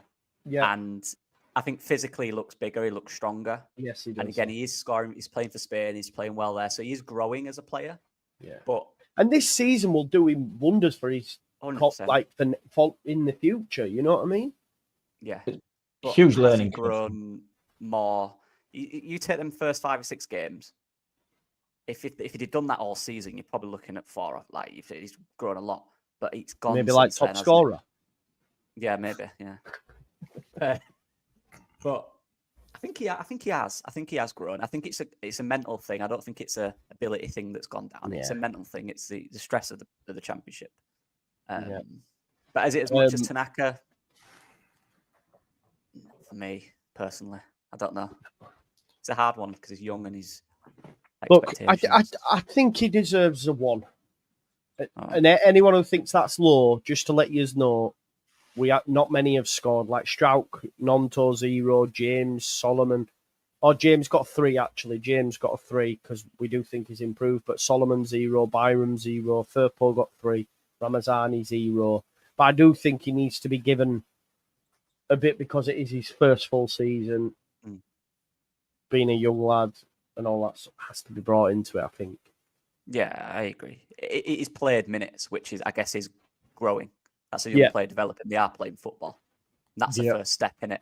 Yeah, being part of a team that's pushing for top of the league as well. So definitely, whether it's gone perfect, which it hasn't at all, he's still learning from this experience. So. 100%. And he's been a big part of it. You know, he will be remembered in this season. It's not like, you know, there was a lot of talk about him, wasn't there? It's a lot of people really want him back in there at any cost. I don't know why, but exactly. But you know, that is growth in and of himself, and it, you know. Yeah. It's mad actually because we'll make this point at the end anyway. Right, clutch. Do you know what I was looking?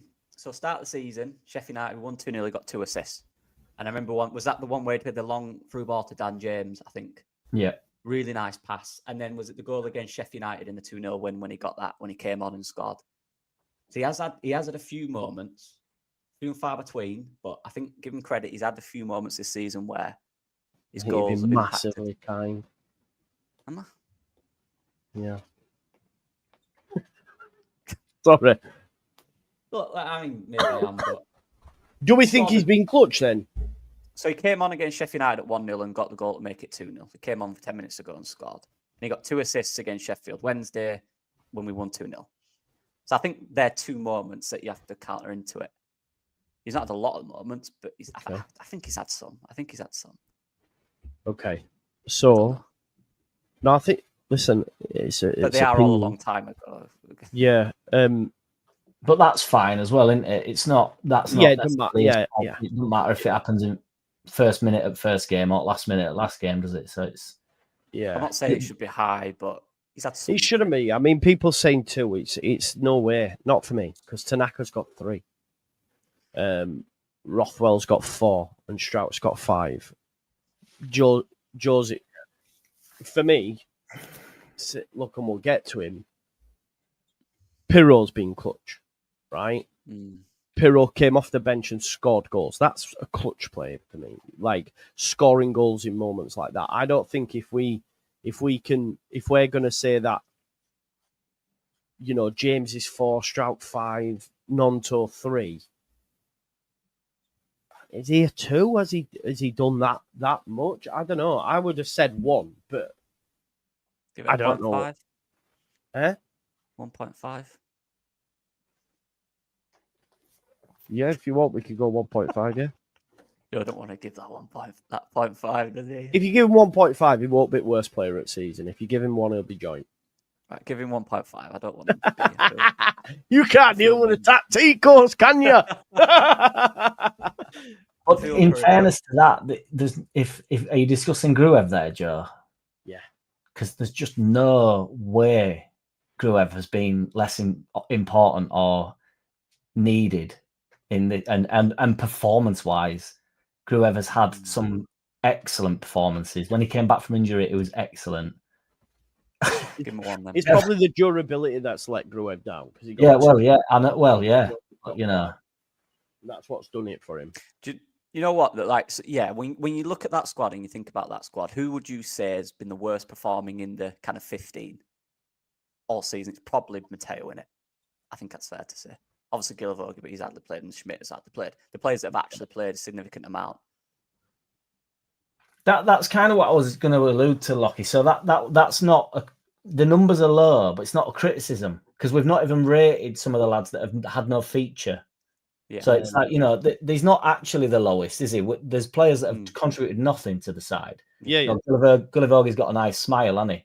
We've not even rated him. Do you know what I mean? There's not. Yeah. So it's going to be low on the basis that we're talking about players like Dan James and Tanaka and like players that have literally taken over and they've become. We started at Gruev, so we missed out quite a few players. Yeah. And Gruev, like I've just said, has been excellent in moments. Granted, I know why he's lower because of his injuries and stuff, but if we're starting at Gruev, he's got to be below that. Do you know what I mean? He's just or equal as. But I personally think low. But I think one for Clutch, personally.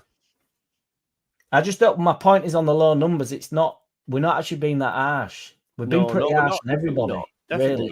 Because we're top at league. You could be giving. I could just be going, 5, 5, 5. Well, what do you mean? We've been top at league. We've been amazing, mate. Do you know what I mean? But we've tried to be comparatively like so. With that one, it puts him on 13. So if we compare the two, so Gruev got 3 for impact. Joseph got 2. Gruev got 3 for consistency. Joseph got 1.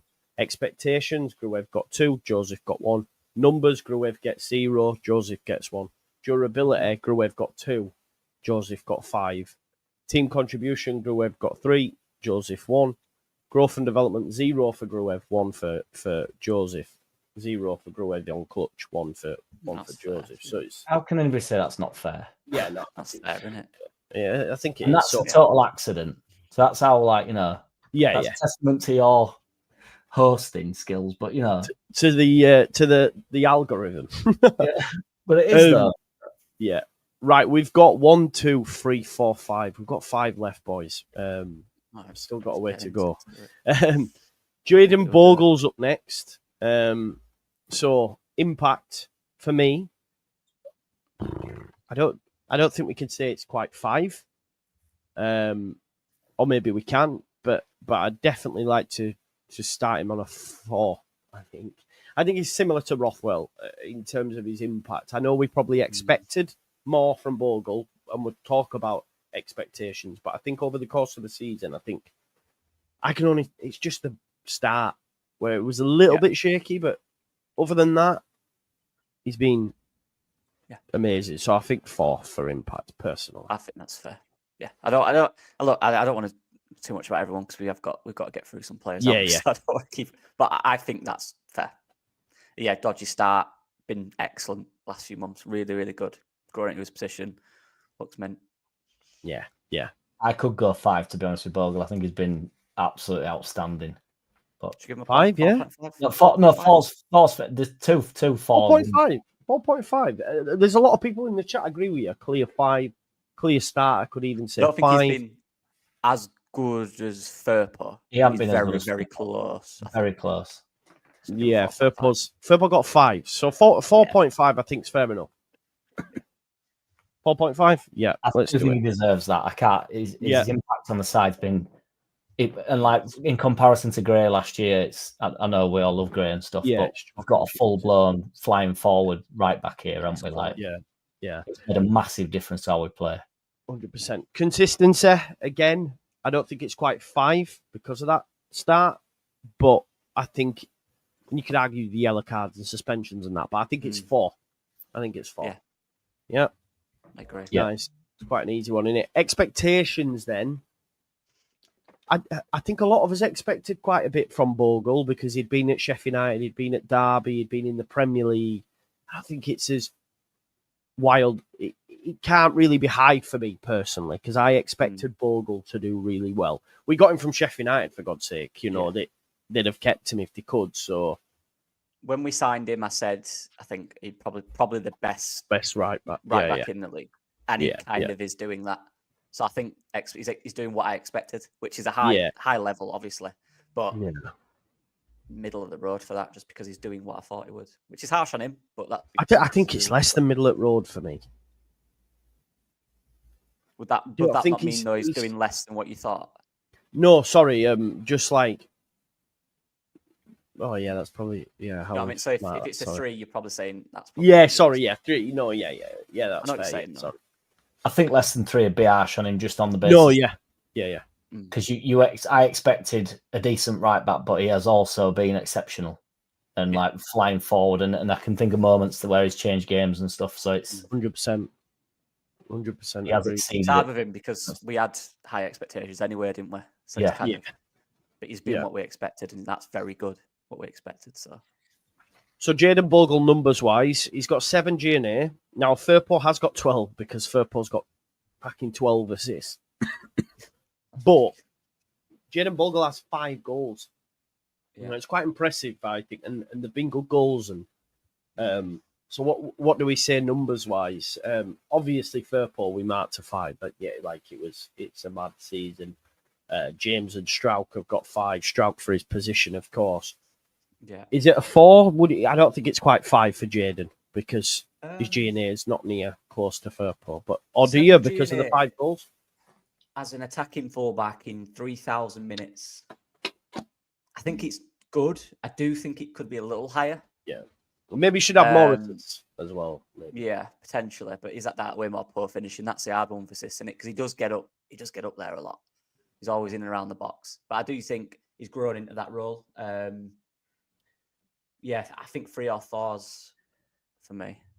It's a different partnership to Firpo and Solomon as well. That's all I would say. So Firpo's in that area where he's so mint, just breaking into the box like around 6-yard box, whereas that's more Bogle will be sort of laying it off for James. I know that's where Bogle's picked up his goals, sort of coming inside, but it's James delivers balls, doesn't he?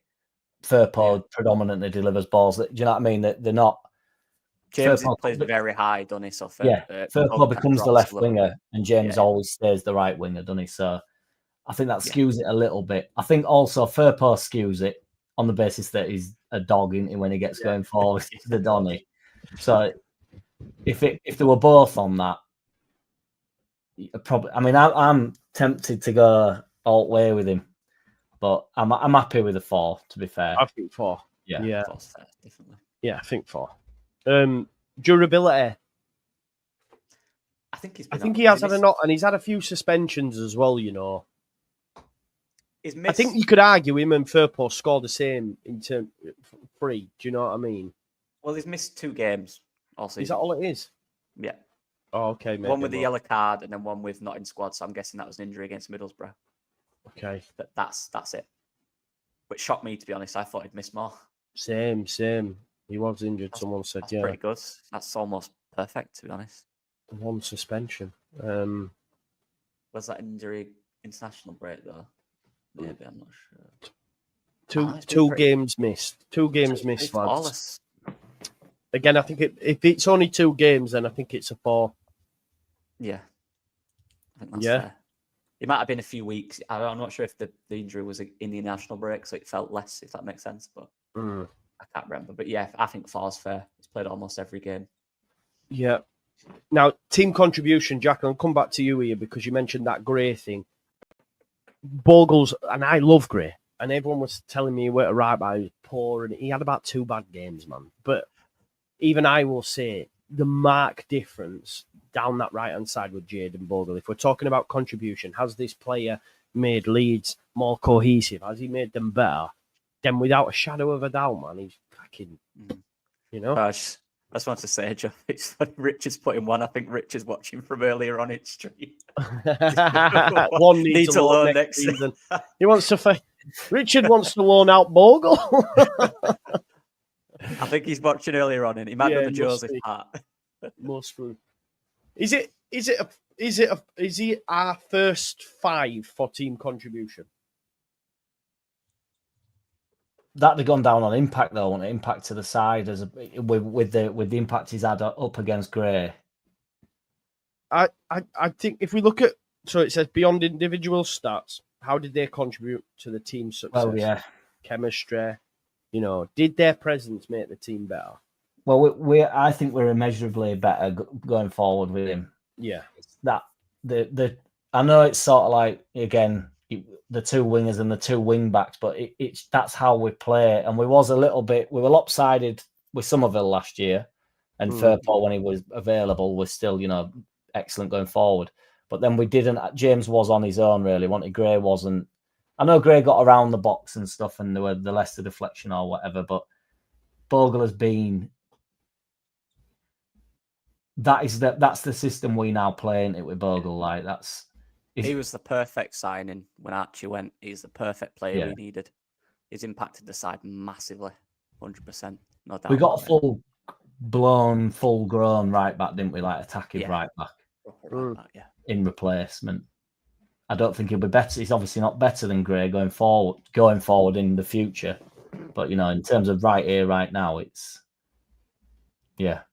100%. I think it's a 5 for team contribution just because of how different we were. Growth and development. It's hard, innit? Because he was a Premier League. Yeah, it's hard, innit? He was a Premier League player, man. Yeah, I think he's happy. He's happier than last year, maybe, but I don't think he's a better player. I think he's in a worse league and he's playing as well as he can. 0. Yeah. Clutch. Got that goal, didn't he? The maze up. Oh yeah. Yeah, and there's was it the foggy day? I can't remember what game that was. At Stoke or something, and he was just burning forward. Yeah, I remember. I can't remember the game. It's got against QPR as well. So Leon says clutch moments: Coventry home and away, QPR home and away. I think they're good moments, but are they like game winners? No, exactly. He's had good moments, but and he's scored high on everything else on the basis of that. The things that I'm on about there, like charging forward and having a strike from edge at box, and he's felt at times like he just give Bogle the ball, and it's very rare you'd say that about right back. You'd say it about Firpo, but you just wanted him on the ball. Like he had purple patches in every game where you'd think like for 10, 15 minutes he was just on fire. But that's like say it's not really like that's why he scored so highly elsewhere, isn't it? So yeah, I agree. Yeah. So are we going 0 for clutch? No, I can't believe you gave Joseph 1 for clutch, man. Anyway, a few moments. I'd give. Do you say 0 for Buck? Well, what clutch moments? So we've got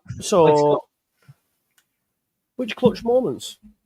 I mean, off the top of my head, I don't know, but the tapping, want that to seal the deal. Okay, so what do we score in? 5. Fuck off. I think 2. So Ramazani's got 3, Firpo 4, James 4, Strouk 5, Nonto 3, Rothwell 4, Tanaka 3, Joseph 1. I don't think he can get a 4. I'm only messing with 5. No way. Like if Firpo's no way. There's to be no more. I think 2. 4 at least. What are we talking about? No. We're not talking about.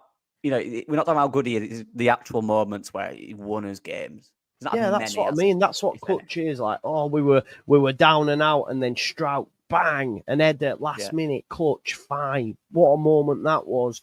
Not like he scores, the odd goal when we're already 4-0 up. It's not. I think QPR got the goal in a 2-2 draw. Like, I mean, that's decent, but he scored in a 4-0 win. He scored in a 2-0 win. He got an assist in a 3-0 win. He's getting goals in this, but not in like I don't. I think it's fair. I'd say 1 or 2. I think that's fair. Okay. Give me 1 or 2, Jack. I'd go 1. If it's all in high scoring games, fair enough.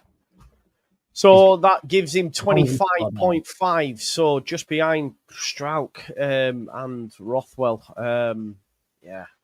I'm not sure. But hey ho, it is what it is. Right, next up, let's move on to our next candidate, which is Joel Pirot. Impact. I mean, he's got the most goals in the division. That's all the impact you need, isn't it? I mean, 15 goals, 6 assists this season in 38 games is pretty impactful, isn't it? To be fair, I think it's fair to say he's not always the most involved in games, which I guess you could take it down a little bit. He's one of the players where you kind of have to find him. But he's impacted with goals and assists, and that's what else do you need from him, really? Yeah, I think it's a 5. Yeah, massive amount. He's got the most, and he got the most assists this season across his whole career, I think, and there's still 8 games to go. So, consistency then. Now he is consistently scoring goals, but his performances aren't consistent, are they? It's quite fair. low. That's what I would say. Yeah. Yeah. Scoring goals very consistently actually throughout the league, but my camera's gone. But you still hear me? Yeah, we can, bro. Yeah. Don't know why that's done that. I'll replay it. But yeah, I think performance can lower that a little bit. I agree. Let me sort this out. Do we go middle of the road, Jack, and give him a 3 for consistency, similarly to a Solomon, to a Gruev, to an Ampadu? Yeah, I think it's harsh if not, because he's not that again. Like I said earlier, he's isolated as well at times, isn't he? Where he's just sort of pottering around, waiting for his opportunity, and then he's probably had a few games where he hasn't. He's been like he always is, the similar consistency, but he's picked up a goal or whatever, so it's ignored, isn't it? He doesn't have to be consistent. He doesn't. Do you know what I mean? It's just about picking goals up really for him. So, but yeah, 3 it'd be yeah. What about expectations? Everyone, not everyone. A lot of people expected Joseph to start at the start of the season, didn't they? So I was going to say, if this is last season, he scores low on expectations for me. This season, he's improved on what I expected. He got a lot starting at the start either. Yeah. Like people are saying in the chat, he was massively disrespected last season. The fan base did too much. So that tells you then his pre-season expectations from the fan base were low. But then when we signed him, they were very high. Yeah, and I didn't see we'll get onto development, but he's improved massively under Farker. Massively. So I think the expectations is it's middle of the road. I think it's 3. It's a hard one because when we signed him, you expected a lot. But yeah, of course. Yeah. At the start of this season, you probably expected less. Yeah. So yeah, I think middle's quite. I think that's fair. I think 3's fair. Numbers then, it has to be a 5, doesn't it, lads? I think that's the straightforward one. Yeah. Durability again, he hasn't been excellent. Yeah. Every game. And also, he deserves credit for turning down his international call-up this week so that he could stay and win the title for Leeds. So if I could give him a 6, I would. So big up, because Moore should have done that. The probably real truth in it is he's thinking, if I get Premier League, I might get a Dutch call-up. So that's probably what I'll turn him down. But let's not get into that. Team contribution, then. It's a difficult one, that. It's similar to Thingy, innit? Like, numbers-wise, unbelievable. Yeah. Performances-wise, a lot of the season, well, not a lot of it, but parts of the season, not. He's been quiet in a lot of games, and I think we can all say that. There's a lot of games where we've gone, Pereira's been very quiet. But numbers, that's what he's there to do, innit, really? Like, some will say, I know this might say it's a proper paradox, but sometimes having him, we can look worse. Do you know, than say having a Bamford or a Joseph, a pressing striker. Do you know what I mean? So, but he's obviously the man that you want to score the goals. It's difficult, isn't it? Pereira can have like 5 touches in a game. Yeah. One of them would be a goal that wins you it. Exactly, yeah. One chance. It's an hard one, this, actually, yeah. Yeah. What do you think, Jack? I'd have to go on the basis that he's getting it done. Over the season, nobody's getting Raju with Peru on pitch or anything. It just is what it is. I think it has to be relatively high on the basis that if the man is doing exactly what is being asked of him, isn't he? Yeah. And I actually think overall his build-up play and stuff gets hounded. And I know that's significantly improved in general, which we'll talk about in a minute. But massively, yeah. That is team contribution, though, isn't it? You know, he has contributed to how the side play and stuff. And I don't think he's as bad on the ball as people make out. So no, he's much better, man. I mean, I don't think it's crazy high. No, but it's. I think it's middle of the road, isn't it? 3, or is it 4 actually because of all the goals? I think 3.5, just because 3.5. The goals are really good, aren't they? And assists as well. 6 assists. That's fair. That is fair. Now, growth and development, no one has got this, but I would say 5. Okay. Now, that might be too much for some, but I remember saying, I fucking wanted him to play like Harry Kane, man. Dropping deep, popping it off and getting on the end of it. Now I'm actually seeing... I've been saying, is the Championship Harry Kane, man? Like, I just love now that he doesn't seem to bounce off him anymore. He does look a lot more silky. He is able to bring it down out of the air and lay it off to a person and then cut. I don't know. What Farker wanted him to do last season, he struggled with. Now he does. He's doing it. He's developed. 100%. He's developed to fit the system a lot better. 100%. And that's what it is. You could argue at Swansea, he was the main man and he was doing this. He was scoring goals at Swansea. But I think when we're talking about Leeds United and what we got last year to what he is now, he's more consistent. He's better in the role. He's probably even more clinical. His hold-up play's got better. His one-touch stuff is really good. I really like his one-touch stuff. Honestly, I wouldn't say 5 personally. I'd probably say 4. I still think there's little things that he can improve. Yeah, fair. But it's got to be high on it. I think it's got to be. He's improved as a player massively. What did James get? Was that a 4? James got a 3. I'd say he's improved slightly more than James from last year. So I'm all right with that. 4. I'm happy with that. Yeah. Now, Jack, clutch. He was clutch because he was just coming off the bench and scoring fucking goals. That's what he was doing. Yeah. I mean, it has to be really high for me, this. Yeah. He's a big moment player as well, though. That's why, when he blazed it, I mean, this is the opposite of clutch. When he blazed it over at Bar and we needed, the goal early doors a couple of weeks ago, it's like, and again, on the team contribution, that nobody's having a go about that at all, really. Last season he'd have got hounded for that, wouldn't he? But everybody knows how mint he's in front of goal. But on the clutch stuff, there's loads of moments. Early start of the season, it was every time he came off at bench. And it was important as well. It wasn't just bagging. We weren't really looking that great at the start of the season in terms of like running away with games and stuff. It's got to be high. I think. Jack's right. First game of the season, came on against Portsmouth, played 18 minutes, got an assist. Then came on against Hull, 4th game in the season, played 16 minutes, got a goal. Came on against Cardiff a few weeks later, played 6 minutes, got a goal. And then in a 3-0 win against Coventry, came on for 20 minutes, got a goal. So, I mean, he's coming on and getting that goal that wins you the game.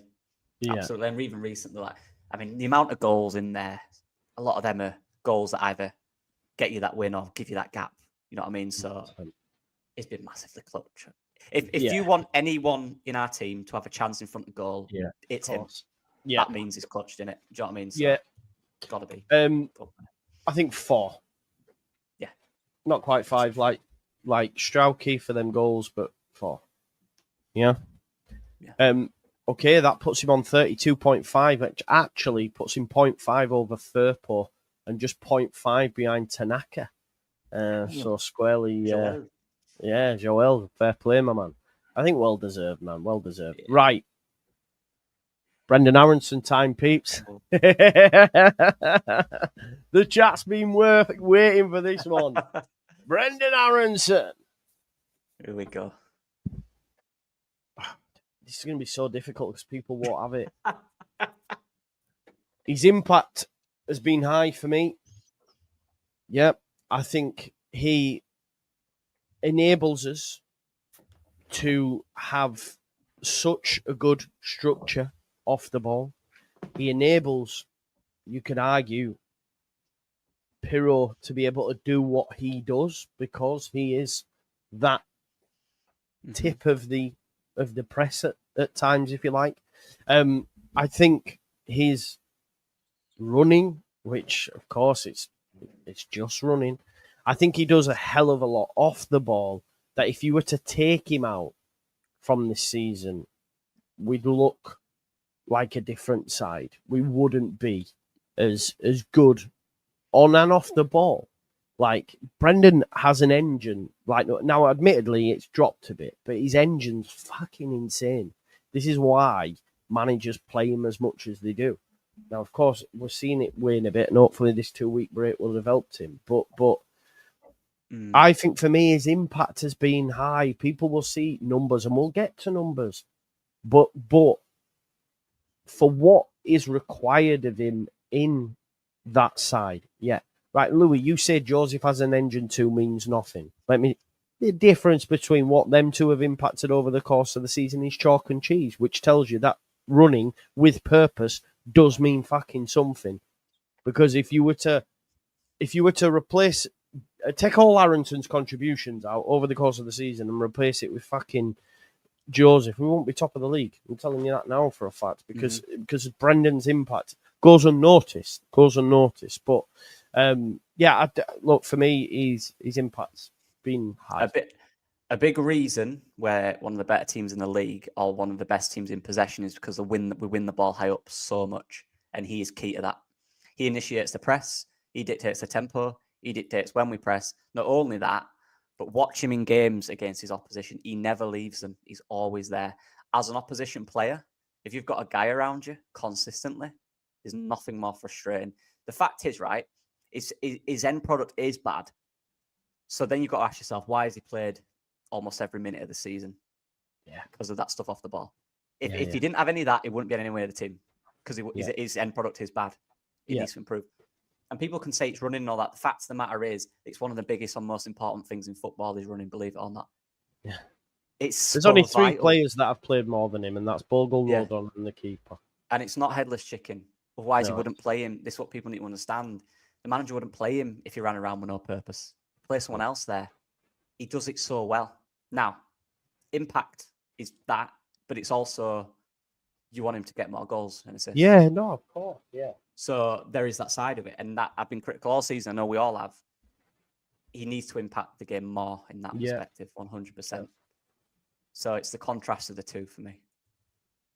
Jack, do you want to wade in before we score it? Well, I think it's all been said, really. I just think it's because there's no competition there and stuff. I don't think that should hamper him. Do you know what I mean? I've said it before about him, but it's just like, I don't know why it goes. It's not Aronson's fault. That doesn't wane his impact on the side, does it? Just because there's better 10s out there in the world. I think we've utilised him perfectly, haven't we? Really, or Farker has. Yeah. So his impact's been. He's been one of the main, whether people like it or not. He's been one of the main players in the side, hasn't he? 100%. And Lockie's right, his end products and stuff's not at the level that we've kind of wanted and needed it to be. But 100%. Again, like Lockie says, that just evens it out a little bit, doesn't it? Because if it had been, I mean, the bloke's a joke, isn't it? If he's put some crazy numbers together, he's a joke. So, and where's the patience? Maybe the assist goals, that maybe they'll come further down the line. Who knows? Where's the patience? I love that. The Rutter thing is like, that's true with Rutter. He's a better player than Aronson. No one's denying that. He's in the Premier League for Brighton. They sold 40 million. So, but the problem with Rutter is, my issue with Rutter last year, I did videos on this, was off the ball. He was a bit dodgy sometimes. And we were overloaded in midfield many times because Rutter was too high up. That was a problem. We don't have that issue this season. And that's because of Aronson. It's the end product is the problem. And Rutter frustrated as well, Lockie, last year. A lot of people were moaning about him. Yeah.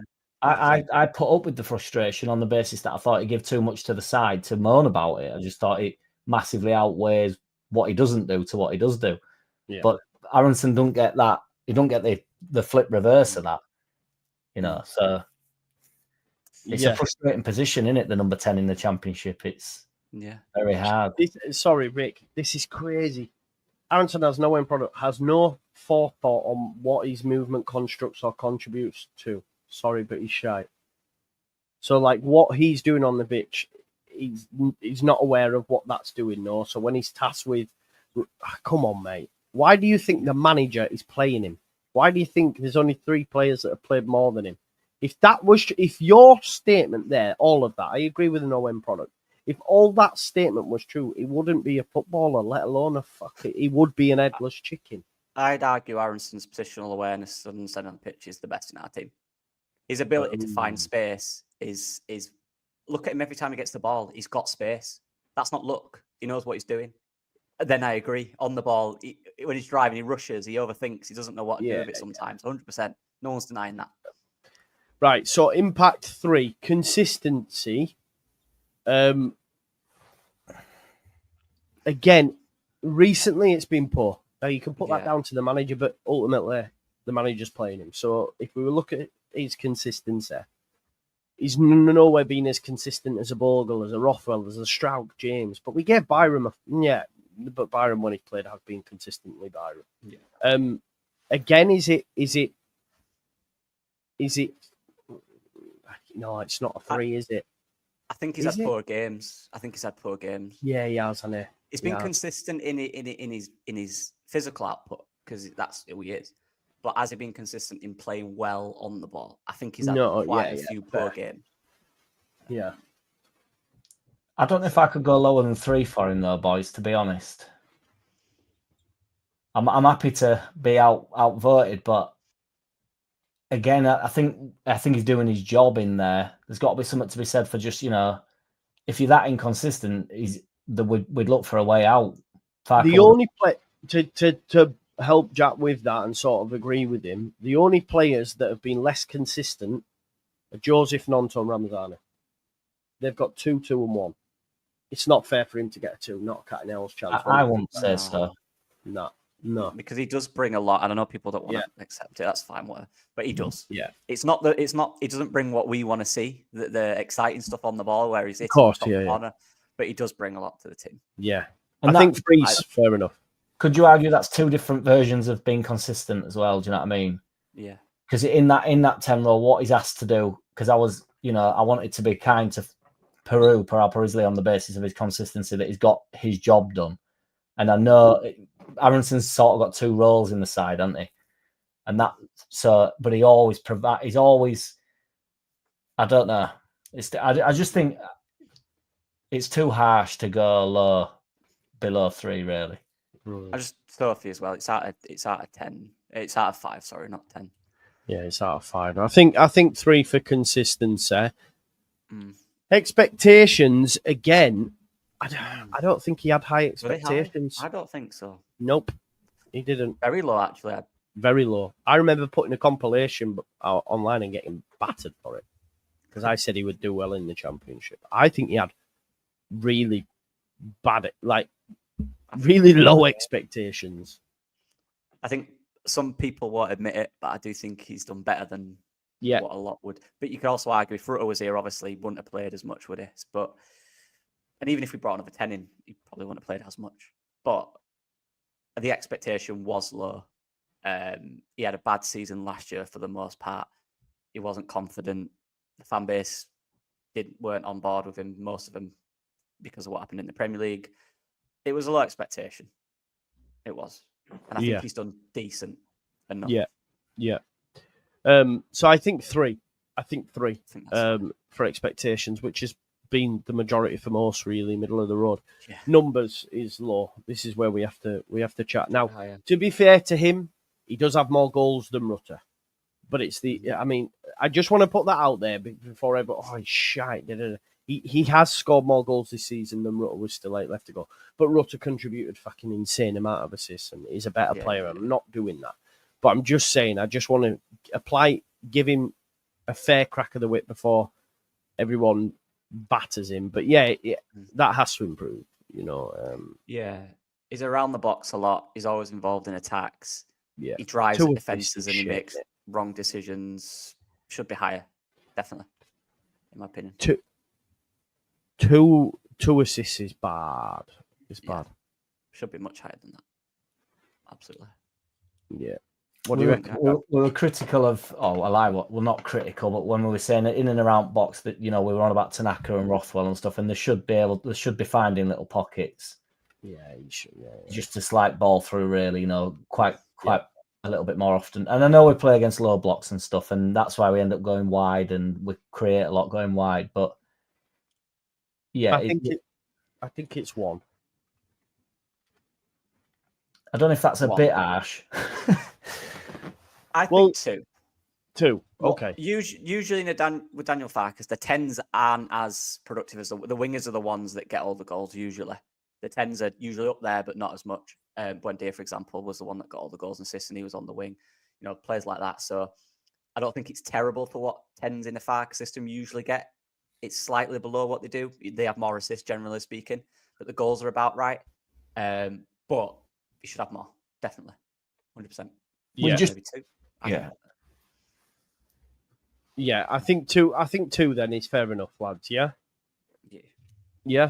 I think two's fair enough because, as I say, I think 2 sort of defines what he's done really. Because he did have a decent patch as well, where if he'd have carried that on, these numbers would have been decent, wouldn't they? So, but yeah. Nonto got 3, Solomon 3, Ramazani 3, Joseph 1, Aronson 2. Like I say, what is 8 goals, 2 assists? Should have more assists. Goals is decent though, isn't it? Yeah, that side of it's decent, so we can't think of that. It's just the assist is bad. Durability, he has to get 5. The lad never doesn't play. Do you know what I mean? I've got to give him one thing, right? Yeah. Give him his durability at least. Team contribution again for me would be high, people, because without him, when his form's off, we look like a worse team. Yeah, exactly. Extremely reliant. We've been reliant on him. Yeah. I think it's contribute more going forward. Yeah, I think it's 4. 4. All right, fair enough. Yeah, I'm happy with 4. Yeah. Yeah. Are we happy? Like Rothwell, Tanaka 4, James 4. Nah, maybe not 3. I'd add a 3 or 3.5. I think that's fair because there's 2 sides of it. Again, there's 2 sides of Aaronson. There's the really good stuff he does, and then there's the final third stuff which he does need to improve. I think 3. I think 3's fair enough. Growth and development. Then he did play Champions League last season for time, but he weren't good. He was playing above a level he should have. I don't know. I feel like he's a more confident player than he was in the last 2 years. But he was really good when he first came in the Premier League, obviously. And he was for 25 million quid, which we overpaid for, by the way. That wasn't a true valuation. But he's played so much. I think he looks more confident than he did last year, which is something. He's playing a lot of football. He is confident. He's contributing more to this team than the team he played for last year and the year before that. But he is at a lower level. Yeah. It's kind of that similar one to Solomon and them. Look, I think it's a 0. I think it's a 0 for growth and development. Solomon got 0, but we gave Bogle 0 because he was playing Premier League. I think it's 0, man. He did come from the Bundesliga as well, to be fair. Yeah, I think that's fine. And I think he gets 0 for clutch as well because of that Portsmouth miss on its own at the start of the season. It was also the goal in Portsmouth, wasn't it? It was his goal. He were on to get 2 and win the game. He got the equaliser. Yeah. He was on to win it. And he scored in the 1-0 win against Derby. I think he's got to have summit. Okay. Do you give him 1? I do think that Portsmouth. I know you went to the miss, and I had actually forgot about the miss, and I went to the goal, and that's not. I'm not that. No. Two ways of viewing it, but that was a massive moment. That, and also, not to be daft, ignore the miss. That's for the win. If we'd have lost that opening game of the season, there'd have been uproar. So that was a big moment. Losing first game of the season to Portsmouth in a game where we couldn't look like we could defend for love nor money. Big moment, and it defined him really. Yeah, it's that. Yeah. Well, I think we've give Bogle, Joseph 1 apiece. I think if he's not getting 0, he gets a 1 for that. Then I'd say 0, but go 1. Do you want to go 0.5? I think he deserves what Joseph got. 1. Okay. Yeah, that's fair. Okay, that puts him on 20 then.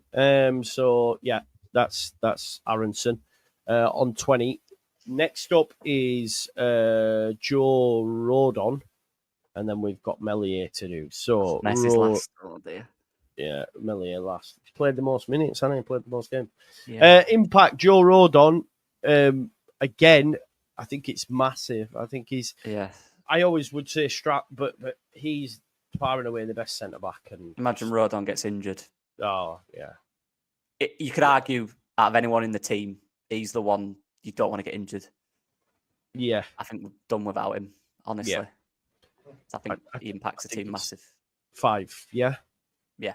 He's been immense on it this season. In my opinion. Yeah. Consistency. Again, I don't think he's had many back. Maybe recently, but I think a lot of them have had it recently because of the tired legs and stuff. I agree. I'd still say he's been one of the better recently. Yeah, of course. I think he started poor. I remember criticising him at the start, first 2 or 3 games maybe, but he's been outstanding for months now, hasn't he? Yeah, I think if we give Tanaka 5, he's the only one on 5. I think 4's enough. I think. Or do you give him 5, Jack? I can't think of a. I mean, I know we're saying there's been a couple of. He was shy against QPR. They all were, though, weren't they? Yeah. That's what I mean. On consistency, it's like I feel like it's harsh to. I mean, did Tanaka get 5? Did Tanaka play in that game? Because he won't have been great either. Is my point. Do you know what I mean? So it's like I don't know. I'm happy with 4 in all fairness, but I think in terms of 4.5, will that help you? Yeah, that's fair. Yeah, he's massive. Yeah. There you go. Leon Dale says Rodon's been man of the match 6 times this season in an attacking team. Yeah, that's decent. Expectations then. I think we always knew he was great, but I think he's gone up a level from what I expected. I don't know what you lads think. Yeah, he was good last year. He was very good last year. He was ridiculously good. But yeah, I think there's I think he's got slightly better. Yeah. Than what people expected, maybe. Me anyway. Yeah. Slightly better. 3's middle of the road. I think 3.5. Yeah, I think that's fair. Yeah, he's not exceeding my expectation too much, but that's on the basis that he's a beast. Yeah, exactly. Numbers then. Listen, I know he contributes to clean sheets and that, but I've not seen a worse header of the ball than Joe Rodon, to be honest. In the attacking box, he's absolutely terrible. So he gets a 0 for numbers. Durability, he's a 5, isn't it? Ridiculous, isn't it? He's a monster. Especially when you consider how much he goes through in a game. He's a monster. Team contribution then. Bogle's had a 5. We've had a couple of 4s from Rothwell and Tanaka. Strauch, his centre-back partner, got 3.5. He has to get more than that, doesn't he? So, I think 5. it's top. Yeah. My only thing is he's sulking. It triggers me a bit. It irks you. My only thing. But and while we're winning, it doesn't matter. But when we go up next season, and he's one of these that doesn't think anything's his fault, I don't know if it'll be. But for what we've been, I'm happy to go 5. You know, he's been hugely contributed. Growth and development, I think 0. Joe Rodon's just Joe Rodon at this level. There's a lot that have got 0s. Yeah, he's playing the Premier League. Has he? What about clutch? Not coming clutch, has he? Not really. I mean, defensively, but we're not really doing that. Are we? We're just doing winning moments. So Rodon gets 23, which is up there. So deservedly so. And then last but probably least, we've got Ilian Melier. Me and Jack will let you have him least. Come on, Jack. Impact. He's impacted it negatively. I'm sorry, he has. Now, we're not going to do minuses, but it's a 0. Because he's... Any positive... So let's take the QPR one when we get to all, and Cook has a chance, and he makes a great save. Great save. But the Hull one, the Portsmouth opening day, the Sunderland, I can't see... Honestly, if you compare him to Cooper and to Trafford, I'm not. We're not doing that. No, but they are the point is they are the difference. So he, for me, has impacted the season negatively. Can I ask then, just genuinely, and I will get rinsed for this, and I don't care because I'm only asking a question. If you take out the mistakes, what would you rate the impact? Because that'd be very fair. So it'd be unfair. What we expecting from the keeper? So for me, what I want from a keeper is right when he's called upon to do his fucking job. So what would you rate that impact there? If we take these mistakes out, 3. Why? What more could he have done without them? Because 3 has been our standard bearer for impact. So I would just say he's been middle of the road. He's not done all amazing. He's just been middle of the road. But so the whole, I understand it. I think his problem is if he gets a one-on-one late in a game, I back him. I think he'll save it. But it's the strikes that. Yeah, but he even balls that up against Portsmouth where we got beat. Because he's fucking out. But generally speaking... Genuinely. And I think if you look at moments from that perspective this season, he's done very well. Was it again the other day when he made the save that... I can't remember what it was against. It's been a while. The QPR saves so underrated and that. But I agree, a lot of saves that he should be making, he hasn't. And he's made some mistakes that have costed big points. So influence on the side, though. Is it just if the keeper makes a mistake, he gets 0? Is that all the keepers? No, I'm not. I'm just his feet. I know, but so is he not going to get a single point throughout the whole thing? Because he's not going to get any, So goals. His impact, right? Mm-hmm. This is my point. Is there's only a couple of opportunities for him to score a single point, and that'd be wild to not have him. So how significantly did the player influence games? Did they elevate their team's performance or outcomes in key situations? But it's a very unique position, this, isn't it? We're rating a keeper against a load of outfield players that have had many more opportunities to influence the game. But if we were Burnley now doing player ratings, and we were talking about Trafford, the impact. But that's what I'm saying about. I know nobody likes me taking the mistakes out. I'm not wanting to rate him without the mistakes. I'm happy to get to the mistakes. Yeah. But he's not been asked to do what Trafford's done. We're not comparing him to Trafford. No, but my point. So my point is, Trafford had double penalties here. Yeah, but how many penalties have we had? No, I get that, but I hear I know what you're saying, bro. I know it's like, let's have a bit of decorum. Let's be fair to the lad. I know what you're saying. I'm happy to then get to the mistakes and say if it ends up being naught, it ends up being naught. I'm not. So what would you rate him then, Jack? Minus the mistakes. I don't know. I'd be happy with 3 minus mistakes. Yeah. Okay, now take off the mistakes. Yeah, it's poor. What do you leave him with? 1? If you're giving him 3 for normal, right, standard, then take off the mistakes. I don't think he's been good. I don't even know why I'm coming across like I'm defending him. There's only a couple of opportunities for him to get a point here, and I think it's a bit wild to be top at league and say that he's had no influence on the side whatsoever.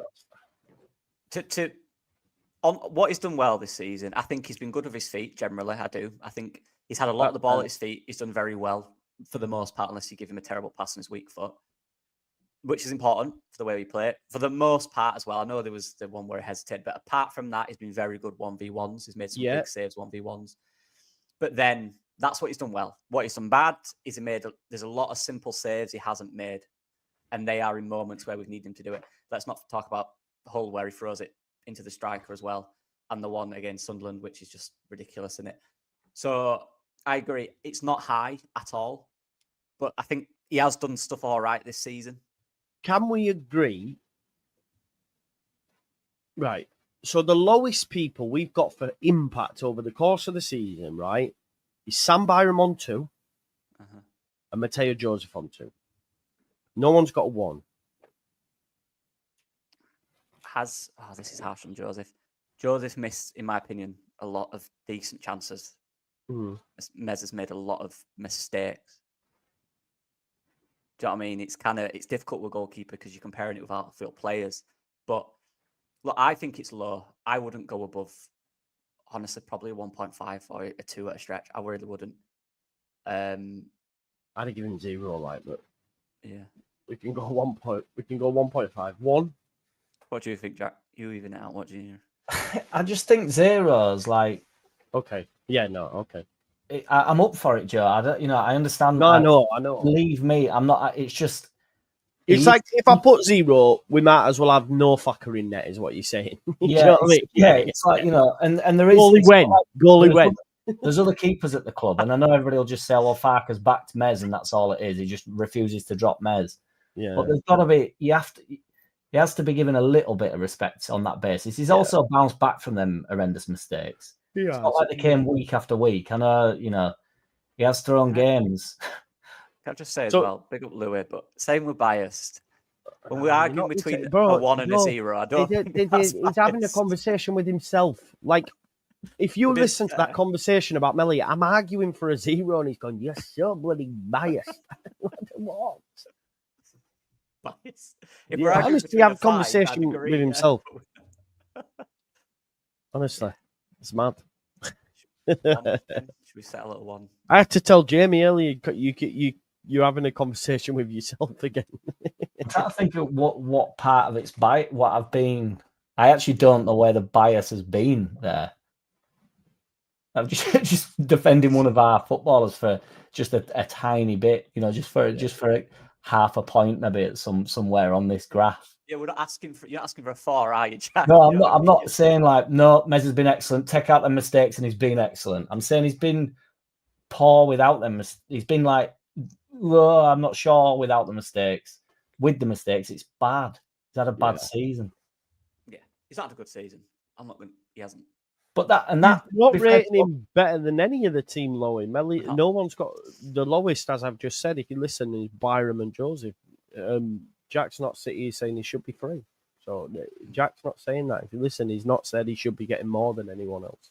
He's not said that once. But there is a point to be made there from what Oliver said and what Jack's saying. Yeah, that's he's contributed to that. He has made saves. I think it's. Do we give him parity with Joseph and Byram, or does he get less than?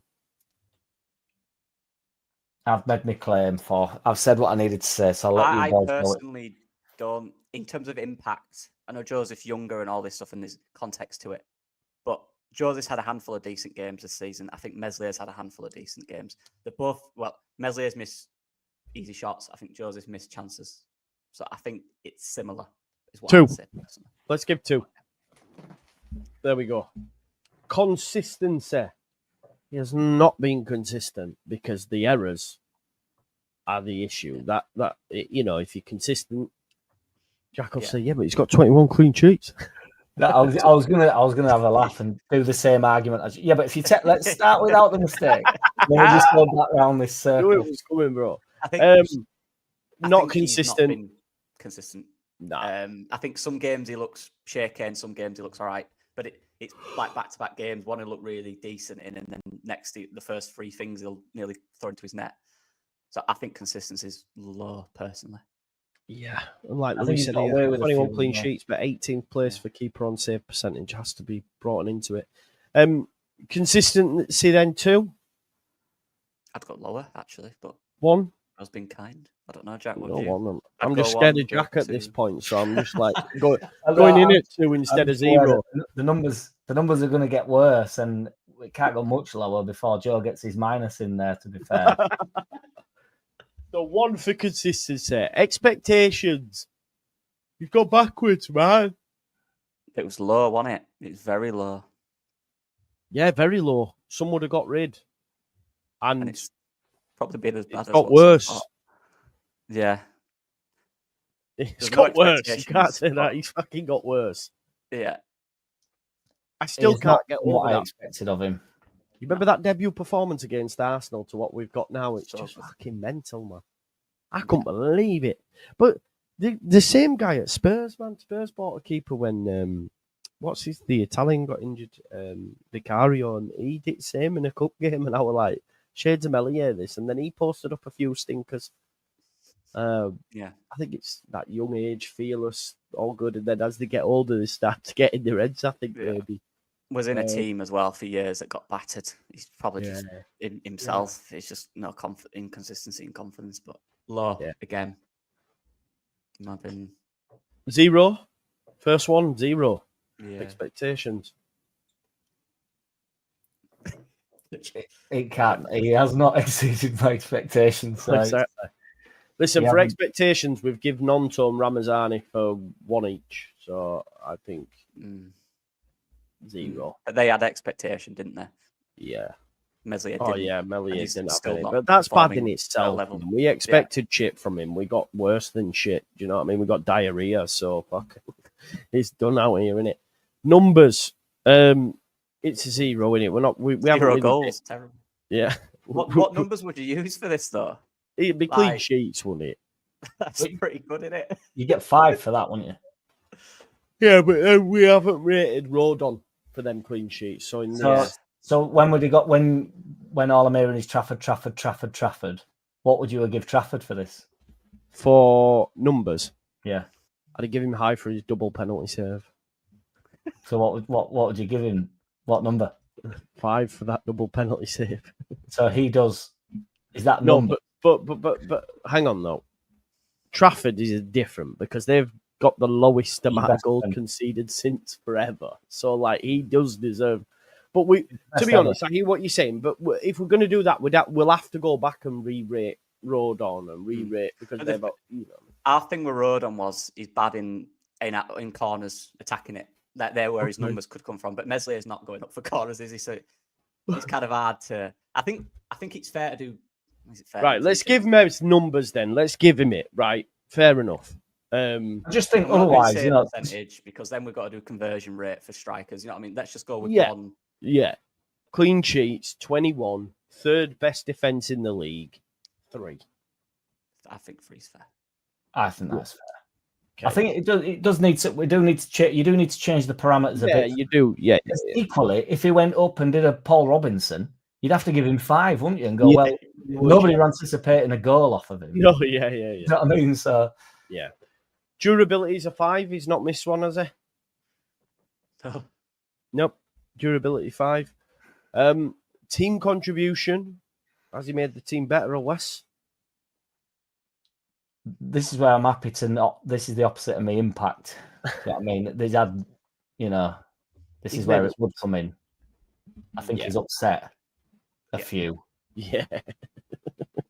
He's definitely done well. He's done that. 0. Or is that harsh again? 1. Go 1. 1. Okay. He has had some decent. Yeah, I hear it. Yes. Growth and development's a big fat 0. He's fucking gone backwards. Clutch 0. He's very clutch against Hull. Well, yeah, and the Sunderland one's unbelievably unique. So, I mean, have you ever seen moment at the end of the game? That's clutch. You know what I mean? Yeah, exactly. Yeah. Late on, incredible scenario, reaction insane, clipped everywhere. I mean, there was also a bit of a conspiracy that it had come up off a sprinkler or whatever. There was all sorts going on in there. Right, boys, we've done it. So, in last place is Ilya Meslier with 12. Yeah. Mm-hmm. We've then got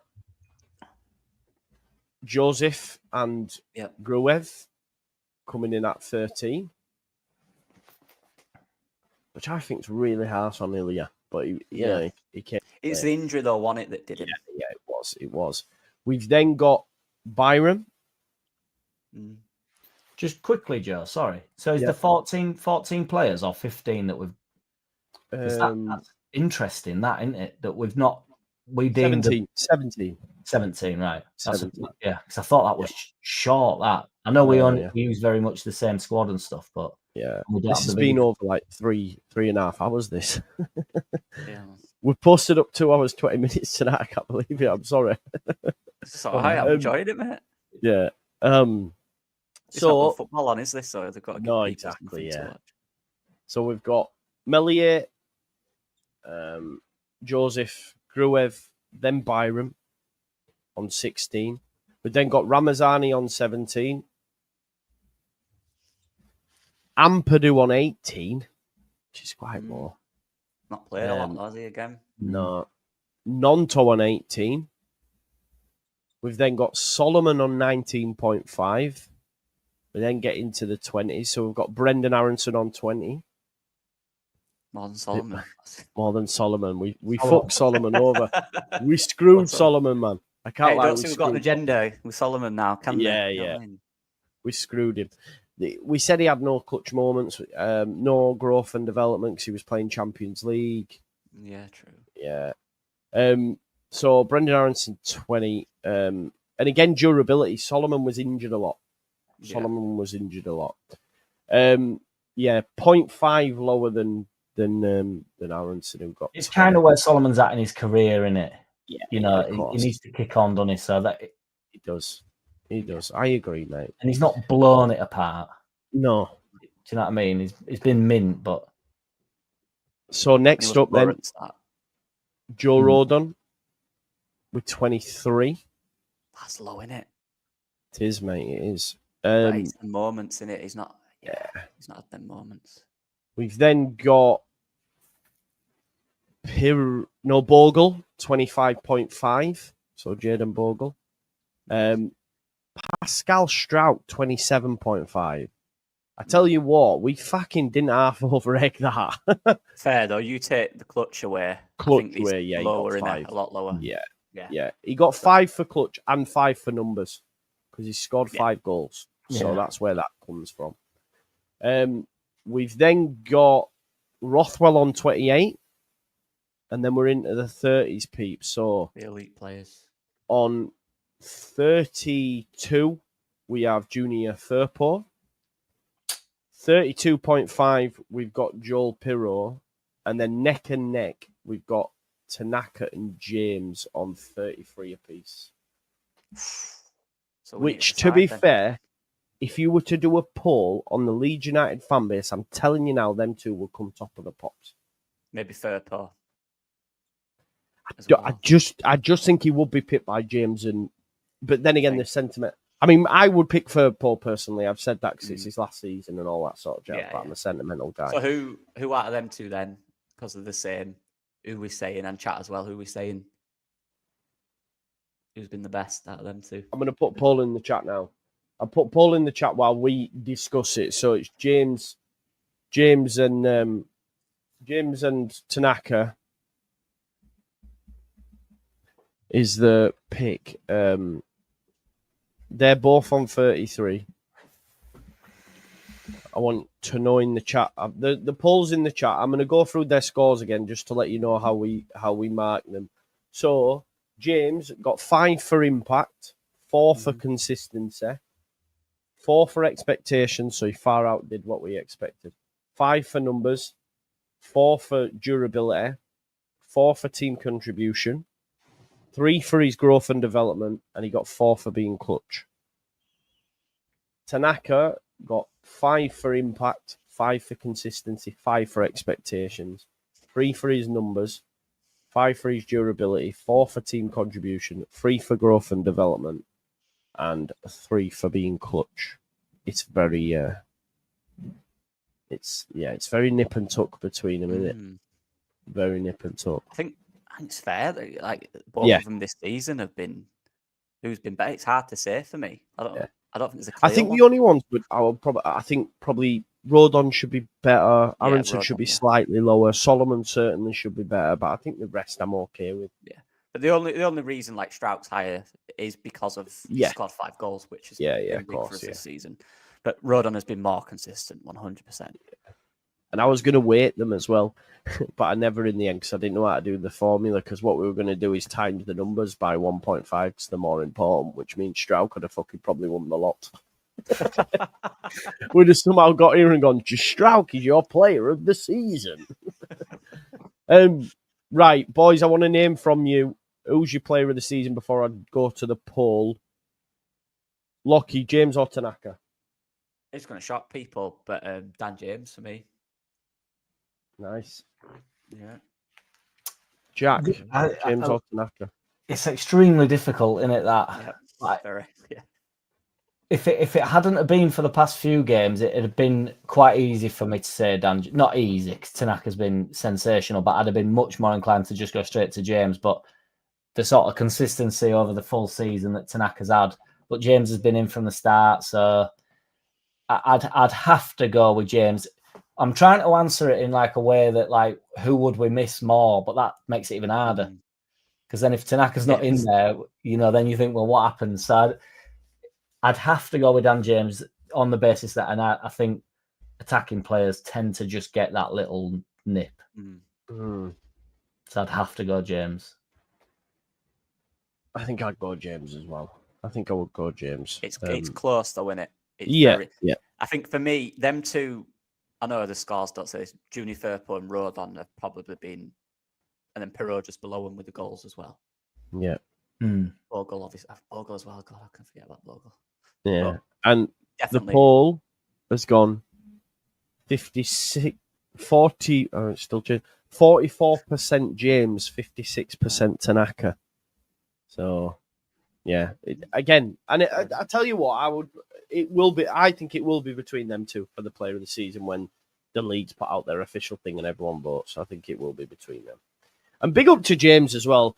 James didn't start in that playoff final, man. He didn't even start, and he came on, got a scar on his head, threw everything at it, hit the post.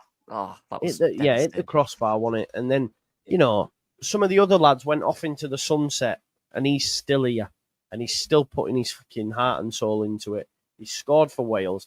The Dan James and the lads that we get back will be a totally different Welsh contingent to the ones we got last season. 100%. Aronson's had a rest. Everyone's had a rest who ain't got an international duty. Leeds are going to fucking win the league. We're going to batter Swansea on Saturday after Coventry's Frank Lampard have got something against Sheffield United. And we'll all be loving life again, man. It's on. It's on like Donkey Kong. That's all I'll say.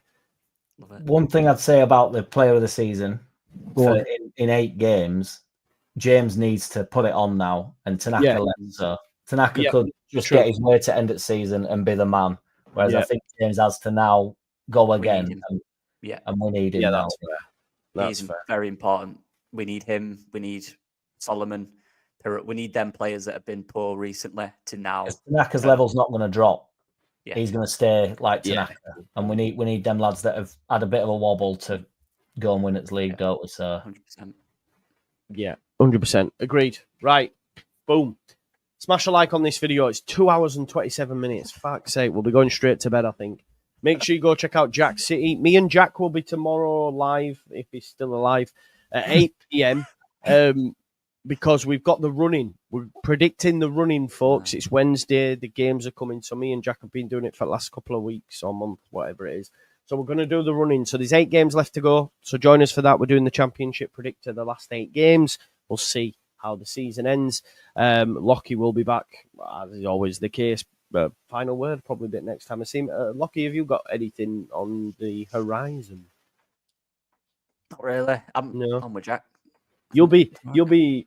Oh yeah, Thursday you're on. Thursday, yeah. What time?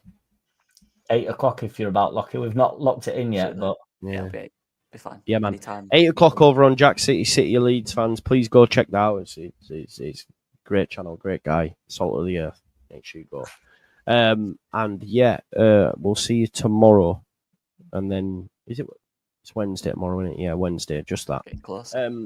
Right, folks. Have a good one. Press conference on Thursday as well. It's getting time. Peace.